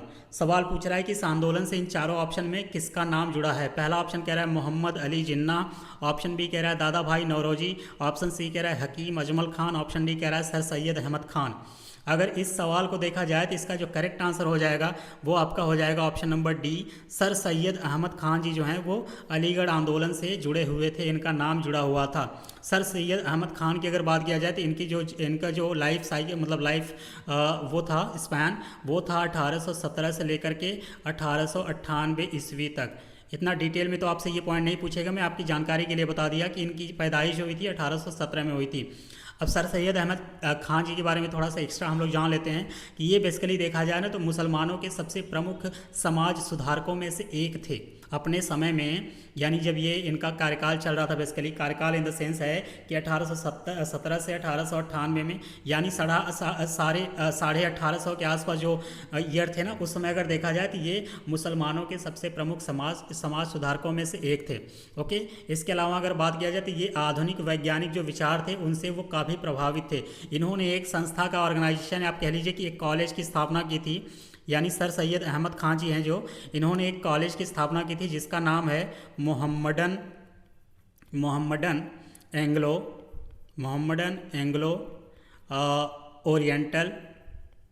Oriental college, Mohammedan Anglo oriental college. इसकी स्थापना इन्होंने की थी। कब की थी ये पॉइंट ध्यान रखिएगा, कब की थी भैया? तो ये 1875 में किए थे। और 1875 में किए थे। कहाँ पे किए थे? तो अलीगढ़ में किए थे। अलीगढ़ यूपी में एक ज़िला है, अलीगढ़ में। ओके, 1875 में अलीगढ़ में मोहम्मडन एंग्लो ओरिएंटल कॉलेज के नाम से इन्होंने एक संस्था को, एक ऑर्गेनाइजेशन को स्थापित किया था। ये क्या काम करता था बेसिकली, जो ये कॉलेज है ये तो पाश्चात्य विज्ञान तथा संस्कृत का प्रचार करने वाले एक केंद्र के रूप में इसकी स्थापना किया गया था। यही जो कॉलेज है कौन, यही मोहम्मडन एंग्लो ओरिएंटल कॉलेज, यही आगे चल करके 1920 में, कब 1920 में अलीगढ़ मुस्लिम यूनिवर्सिटी, यानी जिसे आज हम लोग AMU के नाम से जानते हैं, अलीगढ़ मुस्लिम यूनिवर्सिटी के नाम से जाना जाने लगा। कब 1920 में। ये ईयर आपके लिए थोड़ा सा इंपॉर्टेंट होता है, ये ईयर आप ध्यान रखिएगा। ओके, अगले सवाल पे हम लोग मूव करते हैं। अगला सवाल कह रहा है कि निम्नलिखित का मिलान कराइए। पहला कह रहा है ब्रह्म समाज, दूसरा कह रहा है रामकृष्ण मिशन, तीसरा कह रहा है आर्य समाज, चौथा कह रहा है सत्य शोधक समाज। सामने दे रखा है नाम स्वामी विवेकानंद, दयानंद सरस्वती, राम मोहन राय, श्रीधर रालू नायडू और ज्योतिराव फुले। ओके, एक एक करके हम लोग देख लेते हैं। ब्रह्म समाज की अगर बात किया जाए, मैं यहाँ पे थोड़ा सा इसके बारे में डिटेल बता देता हूँ। ब्रह्म समाज की अगर बात किया जाए तो इसकी स्थापना जो है वो राजा राम मोहन राय जी ने किया था। कब किया था, 1828 में किया था। ईयर मैं इसलिए बता दे रहा हूँ, कभी कभी वो आपसे ईयर पूछ लेता है, साल पूछ लेता है कि किस वर्ष वो स्थापित किया गया था। ओके, तो ब्रह्म समाज की अगर बात करें तो ब्रह्म समाज जो है किसके द्वारा स्थापित किया गया था, तो राजा राम मोहन राय जी के द्वारा स्थापित किया गया था। यानी एक को अगर हम 3 से मैच करा दें राजा राम मोहन राय जी के बारे में तो आपका एक ऑप्शन एलिमिनेट हो जाएगा। रामकृष्ण मिशन जी की अगर बात किया जाए, यानी रामकृष्ण मिशन के स्थापना किसने किया था, तो इन्होंने स्वामी विवेकानंद के द्वारा इसको स्थापित किया गया था। किसके द्वारा, स्वामी विवेकानंद जी के द्वारा। ये कब किया गया था, तो ईयर भी आप ध्यान रखिएगा 1897। कभी कभी ये साल भी पूछ लेता है, इसलिए मैं ईयर भी बता दे रहा हूँ। रामकृष्ण मिशन के ही शिष्य थे कौन, विवेकानंद जी, और उन्होंने ही बेलूर मठ, यानी एक आप कह लीजिए पश्चिम बंगाल में जगह है बेलूर मठ, जो कि इसका आप कह लीजिए मुख्यालय था। किसका, रामकृष्ण मिशन का जो मुख्यालय था वो बेलूर मठ था। कहाँ पे है ये आज के समय में, तो ये पश्चिम बंगाल में है। तो रामकृष्ण मिशन की स्थापना स्वामी विवेकानंद जी ने 1897 में किया था। तो इसका मैचिंग अगर हम लोग करा दें बी का ए से, यानी अब हम लोग देखते हैं बी को ए से मैच कराएं तो ऑप्शन नंबर डी आपका चला जाएगा, एलिमिनेट हो जाएगा।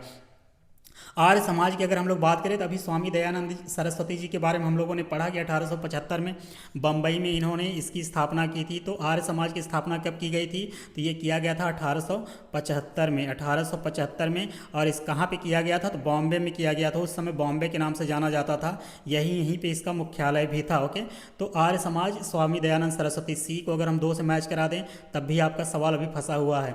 ओके, लास्ट वाला है सत्य शोधक समाज। सत्य शोधक समाज की अगर हम लोग बात करें तो सत्य शोधक समाज जो है वो ज्योतिबा राव फूले के द्वारा 1873 में, कब किया गया था भैया, ये 1873 में इसकी स्थापना की गई थी। 1873 में किसका, सत्य शोधक समाज का किसने किया था, तो ज्योतिबा राव फूले जी। यानी डी को अगर हम 5 से मिला दें तो आपका आंसर इस बार तो मिल ही जाएगा। डी को अगर हम 5 से मिला दें तो एक ऑप्शन बच रहा है, ऑप्शन नंबर सी जो है आपका वो करेक्ट आंसर हो जाएगा। 3 1 2 5। ओके, ऑप्शन नंबर सी इसका करेक्ट आंसर हो जाएगा। मैंने सारे सेक्शन मतलब सारे पॉइंट को डिटेल में बता दिया ईयर के साथ, और ईयर के साथ आप ध्यान भी रखिएगा, इसलिए क्योंकि कभी कभी सवाल वो डायरेक्टली आपको ये संस्था का नाम दे देगा। एग्जाम्पल के तौर पे ब्रह्म समाज हो गया, चाहे रामकृष्ण मिशन हो गया, चाहे वो आर्य समाज हो गया, चाहे वो सत्य शोधक समाज हो गया, इनके नाम दे के वो डायरेक्टली आपसे पूछ लेगा कि भैया किस साल इनकी स्थापना किया गया था। सिंपली मैं जितना बता रहा हूँ अगर आप उतना करते चलेंगे ना तो आपका बहुत अच्छा मार्क्स आने वाला है इतिहास में। ओके, अगले सवाल पे हम लोग मूव करते हैं। अगला सवाल कह रहा है कि स्वामी दयानंद सरस्वती, क्या कह रहा है भैया, स्वामी दयानंद सरस्वती ने किस शहर में पहली बार 1875 में आर्य समाज की स्थापना की थी। लीजिए आ गया, वही सवाल आया, रिपीट कर दिया है। ओके, तो इसका जो करेक्ट आंसर हो जाएगा कि 1875 में जो आर्य समाज की स्थापना किसके द्वारा किया गया था, स्वामी दयानंद सरस्वती जी के द्वारा। तो कहाँ किया गया था, तो पुणे में किया, माफ़ कीजिएगा बम्बई में किया था, बम्बई में किया था। इसका मतलब है कि करेक्ट आंसर हो जाएगा ऑप्शन नंबर ए। इनकी इसका स्थापना कहाँ किया गया था, तो बॉम्बे में किया गया था। एक पॉइंट मैं यहाँ पे एक्स्ट्रा बता देता हूँ आपको स्वामी दयानंद सरस्वती जी के बारे में कि इन्होंने एक किताब लिखी थी, एक ग्रंथ लिखा था जिसका नाम है सत्यार्थ प्रकाश। आपसे सवाल अगर पूछे कि सत्यार्थ प्रकाश की रचना किसने की थी, तो आपका आंसर आपके टिप पे होना चाहिए कि स्वामी दयानंद सरस्वती जी ने किया था। बेसिकली यह आर्य समाज का एक मूल ग्रंथ था। ओके, तो ये स्वामी दयानंद सरस्वती द्वारा रचित ये ग्रंथ है, किसका नाम क्या है, सत्यार्थ प्रकाश। करेक्ट आंसर इस सवाल का हो गया ऑप्शन नंबर ए। अगले सवाल पे हम लोग मूव करते हैं। अगला सवाल कह रहा है कि अलीगढ़ मुस्लिम विश्वविद्यालय की स्थापना किसने की थी। ओके, अलीगढ़ मुस्लिम विश्वविद्यालय की अगर बात किया जाए तो डायरेक्टली इसकी स्थापना नहीं की गई थी। इससे पहले इसका नाम था मोहम्मडन एंग्लो ओरिएंटल कॉलेज। तो बाद में चल करके ये 1920 में AMU यानी अलीगढ़ मुस्लिम यूनिवर्सिटी के रूप में स्थापित हो गया था। लेकिन जो इससे पहले इसका नाम था मोहम्मदन एंग्लो ओरिएंटल कॉलेज। तो इसकी स्थापना कौन किया था भैया, तो इसकी स्थापना किए थे सर सैयद अहमद खां जी। तो इसका जो करेक्ट आंसर हो जाएगा वही हो जाएगा। अलीगढ़ मुस्लिम विश्वविद्यालय की जो स्थापना की थी उनका नाम क्या था, तो उनका नाम था सर सैयद माफ़ कीजिएगा, sir Syed Ahmad Khan. Okay, option number A इसका करेक्ट आंसर हो जाएगा। ओके, अलीगढ़ मोहम्मदन की बात करें तो इसकी मतलब जो मोहम्मदन एंग्लो ओरिएंटल कॉलेज बनाया गया था वो कब बनाया गया था, तो वो 1875 में। उसका भी आप ध्यान रखिएगा, ईयर मैंने बताया पिछले सवाल में, मैंने बताया था कि मोहम्मदन एंग्लो ओरिएंटल कॉलेज जो है 1850 में 75 में, यार बार बार गलत आ रहा है, 1875 में मोहम्मदन एंग्लो ओरिएंटल कॉलेज का स्थापना किया गया था, जिसे आगे चल करके 1920 में 1920 में AMU का नाम दे दिया गया, यानी उसको AMU के रूप में बना दिया गया, अलीगढ़ मुस्लिम विश्वविद्यालय के रूप में उसकी स्थापना कर दी गई। अगले सवाल पे हम लोग चलते हैं। अगला सवाल कह रहा है कि 1828 में ब्रह्म समाज की स्थापना निम्नलिखित में से किसके द्वारा की गई थी। अभी सवाल में जो चार्ट मैंने बनाया था उसी में से आया हुआ है ये। 1828 में ब्रह्म समाज की स्थापना की अगर बात किया जाए तो आपका करेक्ट आंसर हो जाएगा राजा राम मोहन राय जी। ओके, तो इसका जो करेक्ट आंसर हो जाएगा आपका ऑप्शन नंबर ए हो जाएगा, राजा राम मोहन राय जी, जो कि वेस्ट बंगाल से आते थे बेसिकली उस समय। इन्होंने बेसिकली इसकी स्थापना किए थे। इन्होंने ब्रह्म समाज के अंतर्गत अगर देखा जाए तो कई धार्मिक जो रूढ़ियाँ थे, रूढ़िवादिता थी ना, उसको बंद करा दिया था। एग्जाम्पल के तौर पर देखें, जैसे सती प्रथा था, 1829 में इसको बंद कराने का बहुत बड़ा श्रेय जाता है राजा राम मोहन राय को। किसको बंद कराने का, सती प्रथा को। और किसके शासनकाल में बंद कराया गया था, तो विलियम बेंटिंग के द्वारा, यानी विलियम बेंटिंग के समय में या उसके शासनकाल में इस प्रथा को बंद करा दिया गया था, यानी इसको बैन करा दिया गया था। इसमें बहुत बड़ा रोल किसका था, तो राजा राम मोहन राय जी का था। ओके, जिन्होंने 1828 में ही ब्रह्म समाज की स्थापना भी किया था। ओके, अगले सवाल पे हम लोग चलते हैं। ब्रह्म समाज की स्थापना किसने की, वही सवाल रिपीट कर रहा है। देखिए बार बार सवाल आ रहा है, इसीलिए कहते हैं PYQs को आप सॉल्व करके कम से कम जाइए, इसलिए क्योंकि मतलब जितना ज़्यादा आपका PYQs आपके टिप पे होगा उतना ज़्यादा आप एग्ज़ाम में अच्छा परफॉर्म करेंगे, साथ साथ आपको कॉन्फिडेंस भी रहेगा एग्ज़ाम से पहले। ओके, तो ब्रह्म समाज की बात किया जाए तो ब्रह्म समाज जो है ये इसकी स्थापना किसने किया था, तो राजा राम मोहन राय जी ने किया था। और ये आपसे सवाल पूछे कि कब किया था, तो 1828 में किया था। ओके, ये पॉइंट भी ध्यान रखिएगा। अगले सवाल पे हम लोग मूव करते हैं। अगला सवाल कह रहा है कि डैश भारत में राजनीतिक सुधारों के लिए आंदोलन शुरू करने वाले पहले भारतीय नेता कौन थे। ये पॉइंट आपके लिए इंपॉर्टेंट हो जाता है कि भारत में राजनीतिक सुधारों के लिए आंदोलन शुरू करने वाले पहले भारतीय नेता कौन थे इन चारों में। तो पहला ऑप्शन कह रहा है कि सुब्रमण्यम अय्यर, ऑप्शन बी कह रहा है राजा राम मोहन राय, ऑप्शन सी कह रहा है आनंद चार्लू, ऑप्शन डी कह रहा है महात्मा गांधी। ओके, तो इसका जो करेक्ट आंसर हो जाएगा वो आपका हो जाएगा ऑप्शन नंबर बी, राजा राम मोहन राय जी जो हैं वो अगर देखा जाए तो राजनीतिक सुधारों के लिए आंदोलन शुरू करने का पहला भारतीय होने का श्रेय इनको ही जाता है। ओके, इसका जो करेक्ट आंसर हो जाएगा आपका ऑप्शन नंबर बी हो जाएगा। ओके, राजा राम मोहन राय जी की अगर बात किया जाए तो ये मानवतावादी थे और उनकी विश्व बंधुत्व में गहरी आस्था थी, यानी ये पूरी दुनिया में बेसिकली अगर देखा जाए तो फ्रैटर्निटी को काफ़ी प्रमोट करने का काम करते थे। अगले सवाल पे हम लोग मूव करते हैं। अगला सवाल कह रहा है कि आर्य समाज की स्थापना किसने की थी। कई बार ये सवाल आया, मैं कई बार इसको बता भी चुका हूँ। तो आर्य समाज की अगर बात किया जाए तो ऑप्शन ए कह रहा है राजा राम मोहन राय नहीं थे, स्वामी विवेकानंद जी नहीं थे, स्वामी दयानंद सरस्वती बिल्कुल थे, राजा राधा कांत देव नहीं थे। ओके, तो इसका जो करेक्ट आंसर हो जाएगा ऑप्शन नंबर सी हो जाएगा कि आर्य समाज की जो स्थापना की थी वो थे स्वामी दयानंद सरस्वती। अब सवाल ये आता है कि भैया आर्य समाज की स्थापना कब हुई थी, तो ये हुआ था 10 अप्रैल 1875 को। 10 अप्रैल ईयर जो है वो आपके लिए ज़्यादा इंपॉर्टेंट हो जाता है। 1875 को कहाँ किए थे, तो ये मुंबई में किए थे या उस समय बॉम्बे कहा जाता था, तो बॉम्बे में किए थे। ये पॉइंट आप ध्यान रखिएगा। अच्छा, सवाल आपसे ये भी पूछा जा सकता है, खैर लेखपाल के एग्ज़ाम में तो नहीं पूछेगा, लेकिन जानकारी के लिए आपको बता देता हूँ कि इसका जो उद्देश्य था, उद्देश्य क्या था उसको आप लोग थोड़ा सा समझ लीजिए कि इसके उद्देश्य की अगर बात करें तो वैदिक धर्म को शुद्ध रूप से स्थापित करना, या आप कह लीजिए पहला पॉइंट मतलब पहला उद्देश्य मान लीजिए कि वैदिक धर्म को शुद्ध रूप से स्थापित करने की बात करता था ये कौन, आर्य समाज। इसके बाद भारत को धार्मिक, सामाजिक और राजनीतिक रूप से एक सूत्र में बांधने की बात करता था आर्य समाज।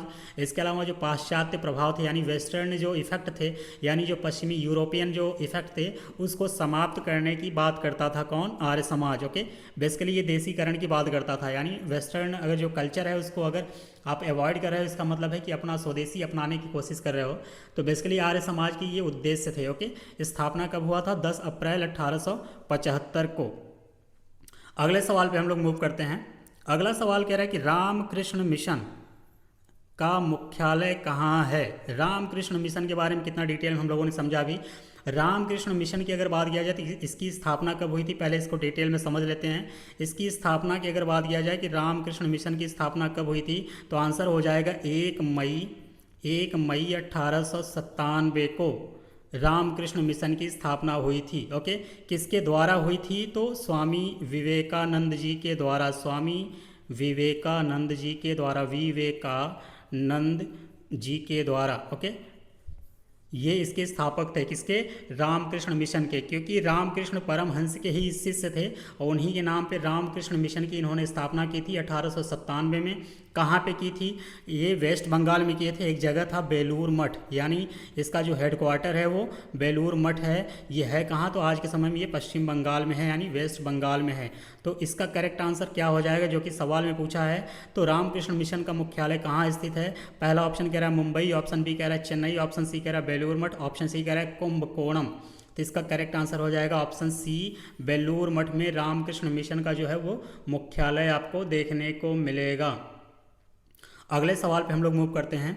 अगला सवाल कह रहा है कि 1815 में राम मोहन राय ने एक नई धार्मिक संस्था की स्थापना की जिसे डैश सभा कहा जाता था, जिसे बाद में ब्रह्म समाज के नाम से भी जाना जाने लगा। यानी 4 ऑप्शन दे रखा है, यानी कहने का मतलब इसका है कि आत्मीय सभा या आर्य सभा या सिद्धि सभा या जागृत सभा। अभी हम लोगों ने सिद्धि सभा और जागृत सभा को नहीं पढ़ा है, तो उम्मीद करते हैं कि ये दोनों ऑप्शन नहीं होंगे। आत्मीय सभा और आर्य समाज की बात करें, आर्य सभा की बात करें, तो आर्य समाज जो है वो दयानंद सरस्वती जी ने स्थापित किया था। आत्मीय सभा की अगर बात किया जाए तो आत्मीय सभा की स्थापना किए थे 1815 में राजा राम मोहन राय जी ने। ओके, तो बेसिकली देखा जाए तो इसका जो करेक्ट आंसर हो जाएगा आपका ऑप्शन नंबर ए हो जाएगा, आत्मीय सभा। यानी यहाँ पे अगर हम लोग आत्मीय भर दें तो आपका आंसर जो ये स्टेटमेंट है बिल्कुल सही जाएगा, आत्मीय सभा। ओके, तो सवाल जो पूछ रहा है कि बेसिकली 1815 में राम मोहन राय ने एक धार्मिक संस्था की स्थापना की थी जिसे आत्मीय सभा कहा जाता था, जिसे बाद में आगे चल करके 1828 में ब्रह्म समाज के नाम से भी जाना जाने लगा। तो राजा राम मोहन राय द्वारा 20 मई 1828 को अगर देखा जाए तो किसके द्वारा, राजा राम मोहन राय जी के द्वारा ही अगर देखा जाए तो 20 अगस्त 1828 को अगर देखा जाए तो एक संस्था की स्थापना की गई जिसका नाम था ब्रह्म सभा।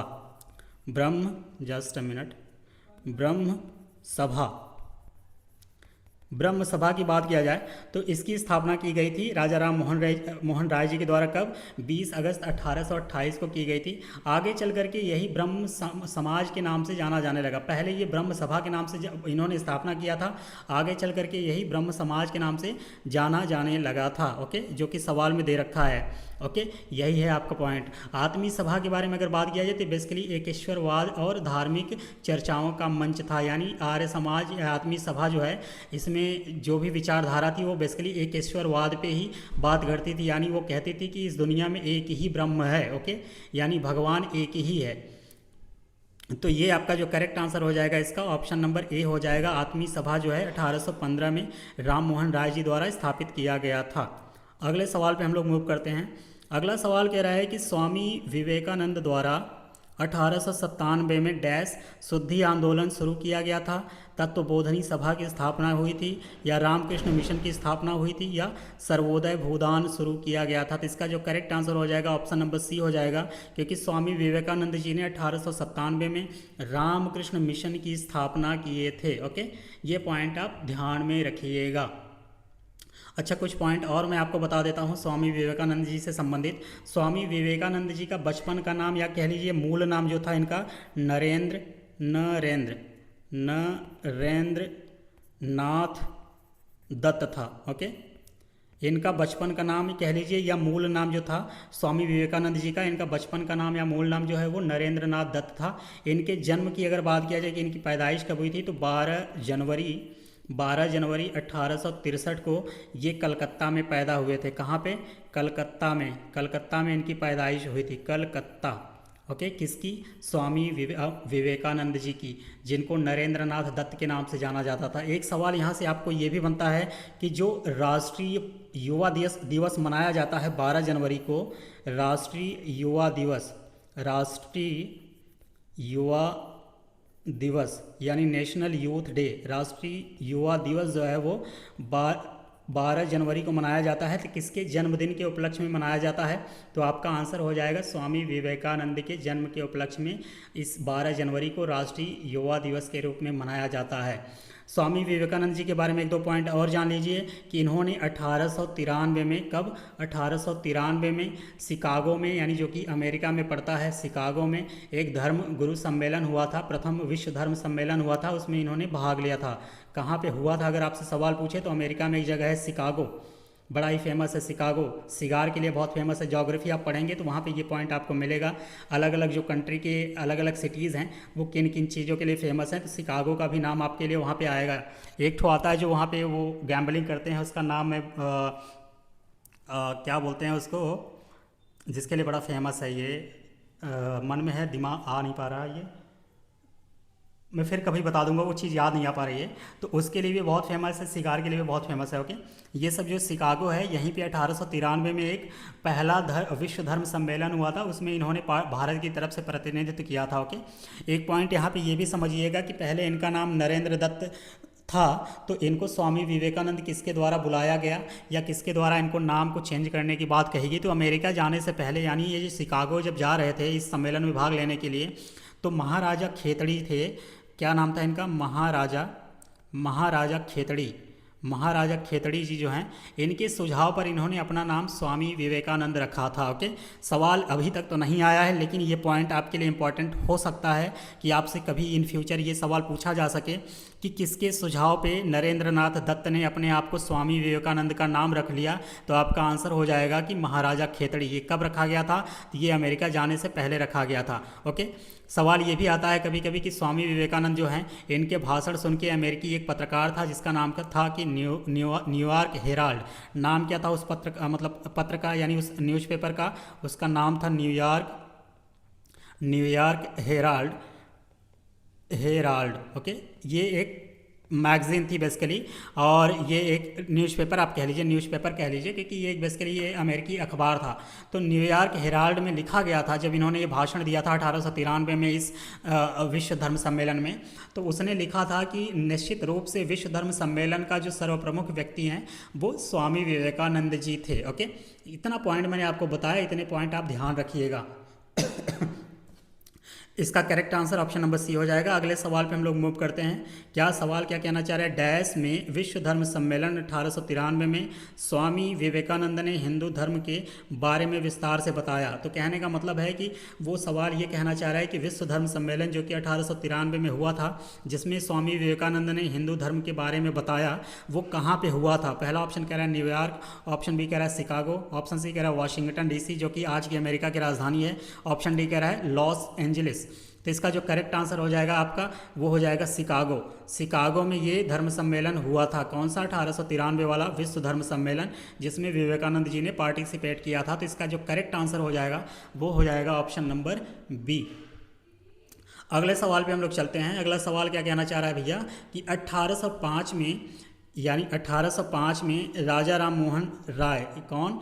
राजा राम मोहन राय द्वारा स्थापित किस संगठन ने महिलाओं के खिलाफ नकारात्मक परंपराओं, पूर्वाग्रहों और प्रथाओं को हटाने का प्रयास किया? ओके, तो 1805 में पूछ रहा है कि राजा राम मोहन राय द्वारा कोई इन चारों ऑप्शन में से कौन सी संस्था को इसका संगठन किया गया था? पहला ऑप्शन कह रहा है ब्रह्म समाज, ऑप्शन बी कह रहा है आर्य समाज, ऑप्शन सी कह रहा है free thinkers society, option D कह रहा है फ्री मेसन्स। ओके, तो इनमें अगर देखा जाए तो सिर्फ एक ही राजा राम मोहन राय जी द्वारा स्थापित किया है, जो कि जिसका नाम है ब्रह्म समाज। लेकिन सवाल ये है कि यहाँ पे जो ईयर दे रखा है ना, ये ईयर प्रॉपर तरीके से मैच नहीं हो पा रहा है। यही रीज़न है कि ये सवाल जो है या तो उसको गलत मान लीजिए, और मैं यहाँ पे कॉन्सेप्ट बताने समझाने के लिए आपको समझा रहा हूँ, तो मैं इस सवाल को, गलत तो है ही, वो अलग बात है कि इन चारों में से कोई ऑप्शन इसका सही नहीं है, लेकिन मैं आपको थोड़ा सा डिटेल ये बता देता हूँ कि राजा राम मोहन राय जी द्वारा जो सबसे पहले संस्था को, या आप कह लीजिए कि सभा को ऑर्गेनाइज कराया गया था, वो कराया गया था, उसका नाम क्या था? वो था 1815 में इन्होंने किया था, जिसका नाम था आत्मीय सभा। क्या नाम था? आत्मीय सभा। ये राजा राम मोहन राय जी द्वारा स्थापित पहला सभा था, या पहला एक संगठन कह लीजिए, 1815 में इन्होंने किया था। दूसरा जो इन्होंने किया था वो था 1828 में। 1828 में उसका नाम था ब्रह्म समाज, जो कि ऑप्शन में दे रखा है, ब्रह्म समाज। ओके, ये ऑप्शन में है, लेकिन जो ईयर दे रखा है कि 1805 में, ये इस वजह से ये पॉइंट जो है आपका गलत हो जाएगा, क्योंकि 1805 में राजा राम मोहन राय जी के द्वारा अगर देखा जाए तो किसी भी संगठन का ये स्थापना नहीं किया गया था। तो राजा राम मोहन राय जी द्वारा देखें तो 1815 में आत्मीय सभा और 1828 में ब्रह्म सभा की स्थापना किया गया था।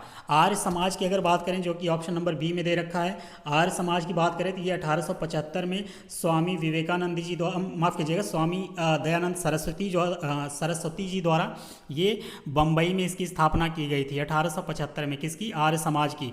अगर फ्री थिंकर सोसाइटी की बात किया जाए, ये ऑप्शन नंबर जो सी में दे रखा है, तो ये बेसिकली न्यूयॉर्क सिटी में 1915 में स्थापित हुई थी। ये कब हुई थी? तो 1915 में। कहाँ पे हुई थी? तो ये अमेरिका का एक सिटी है, न्यूयॉर्क सिटी, वहाँ पे इसकी स्थापना की गई थी। एक और पॉइंट दे रखा है फ्री मेसन्स। इसकी अगर बात करें तो ये 14वीं शताब्दी में धर्म सुधार आंदोलन का एक हिस्सा था। कब था ये? 14वीं शताब्दी में, यानी 14th सेंचुरी में अगर बात किया जाए तो उस समय अगर देखा जाए तो ये धर्म सुधार, किसका? धर्म सुधार आंदोलन की अगर बात करें, धर्म सुधार आंदोलन का हिस्सा था। ये पॉइंट आप ध्यान रखिएगा। मैं इस चारों ऑप्शन को आपको अलग अलग बता दिया। मैं ये भी बता दिया कि ये सवाल क्यों गलत है। तो इसका आंसर मैं पर्टिकुलरली आपको नहीं बता रहा हूँ, क्योंकि कोई आंसर है ही नहीं, तो मैं कैसे बताऊँगा। ओके, तो इस पर्टिकुलर सवाल का कोई आंसर नहीं है, लेकिन मैंने जो सारे पॉइंट थे मैंने आपको डिटेल में बता दिए। तो ये दोस्तों आज का जो लेक्चर है, ये दोनों जो टॉपिक था मैंने फिनिश कर दिया है। अगला जो टॉपिक आने वाला है वो आपका देखने को मिलेगा भारतीय राष्ट्रीय कांग्रेस, यानी इंडियन नेशनल कांग्रेस। तो उससे संबंधित जितने PYQs आए हैं, इसके बाद उसके आगे के जो टॉपिक हैं उनको भी हम लोग एक एक करके कवर करेंगे। ओके, तो आप सभी को ये लेक्चर कैसा लग रहा है, इसके बारे में थोड़ा सा मुझे डिटेल ज़रूर बताइएगा कि आपको अच्छा लग रहा है या इसको कुछ मॉडिफिकेशन की ज़रूरत है, इसमें कुछ और बदलने की ज़रूरत है। तो जैसा आपको लग रहा है आप उसे आप कह लीजिए कि फ्रीली इसको कमेंट कीजिएगा। ऐसा नहीं है कि मुझे तारीफ़ करने से कुछ अच्छा लगेगा, बुराई करने से बुरा लगेगा, नहीं। आप मुझे जैसा आपको फील हो रहा है आप मुझे ऐसे डिटेल में बताइएगा कि अच्छा लेक्चर बन रहा है तो ठीक है, नहीं बन रहा है तो मुझे क्या मॉडिफाई करने की ज़रूरत है। आप अपना सुझाव मुझे ज़रूर दीजिएगा कमेंट सेक्शन में जाके। ओके, तो मिलते हैं अगले लेक्चर में बाकी इसके कुछ नए टॉपिक के सवालों को लेके। आप सभी लोग यहाँ तक बने रहे, इसके लिए बहुत बहुत धन्यवाद।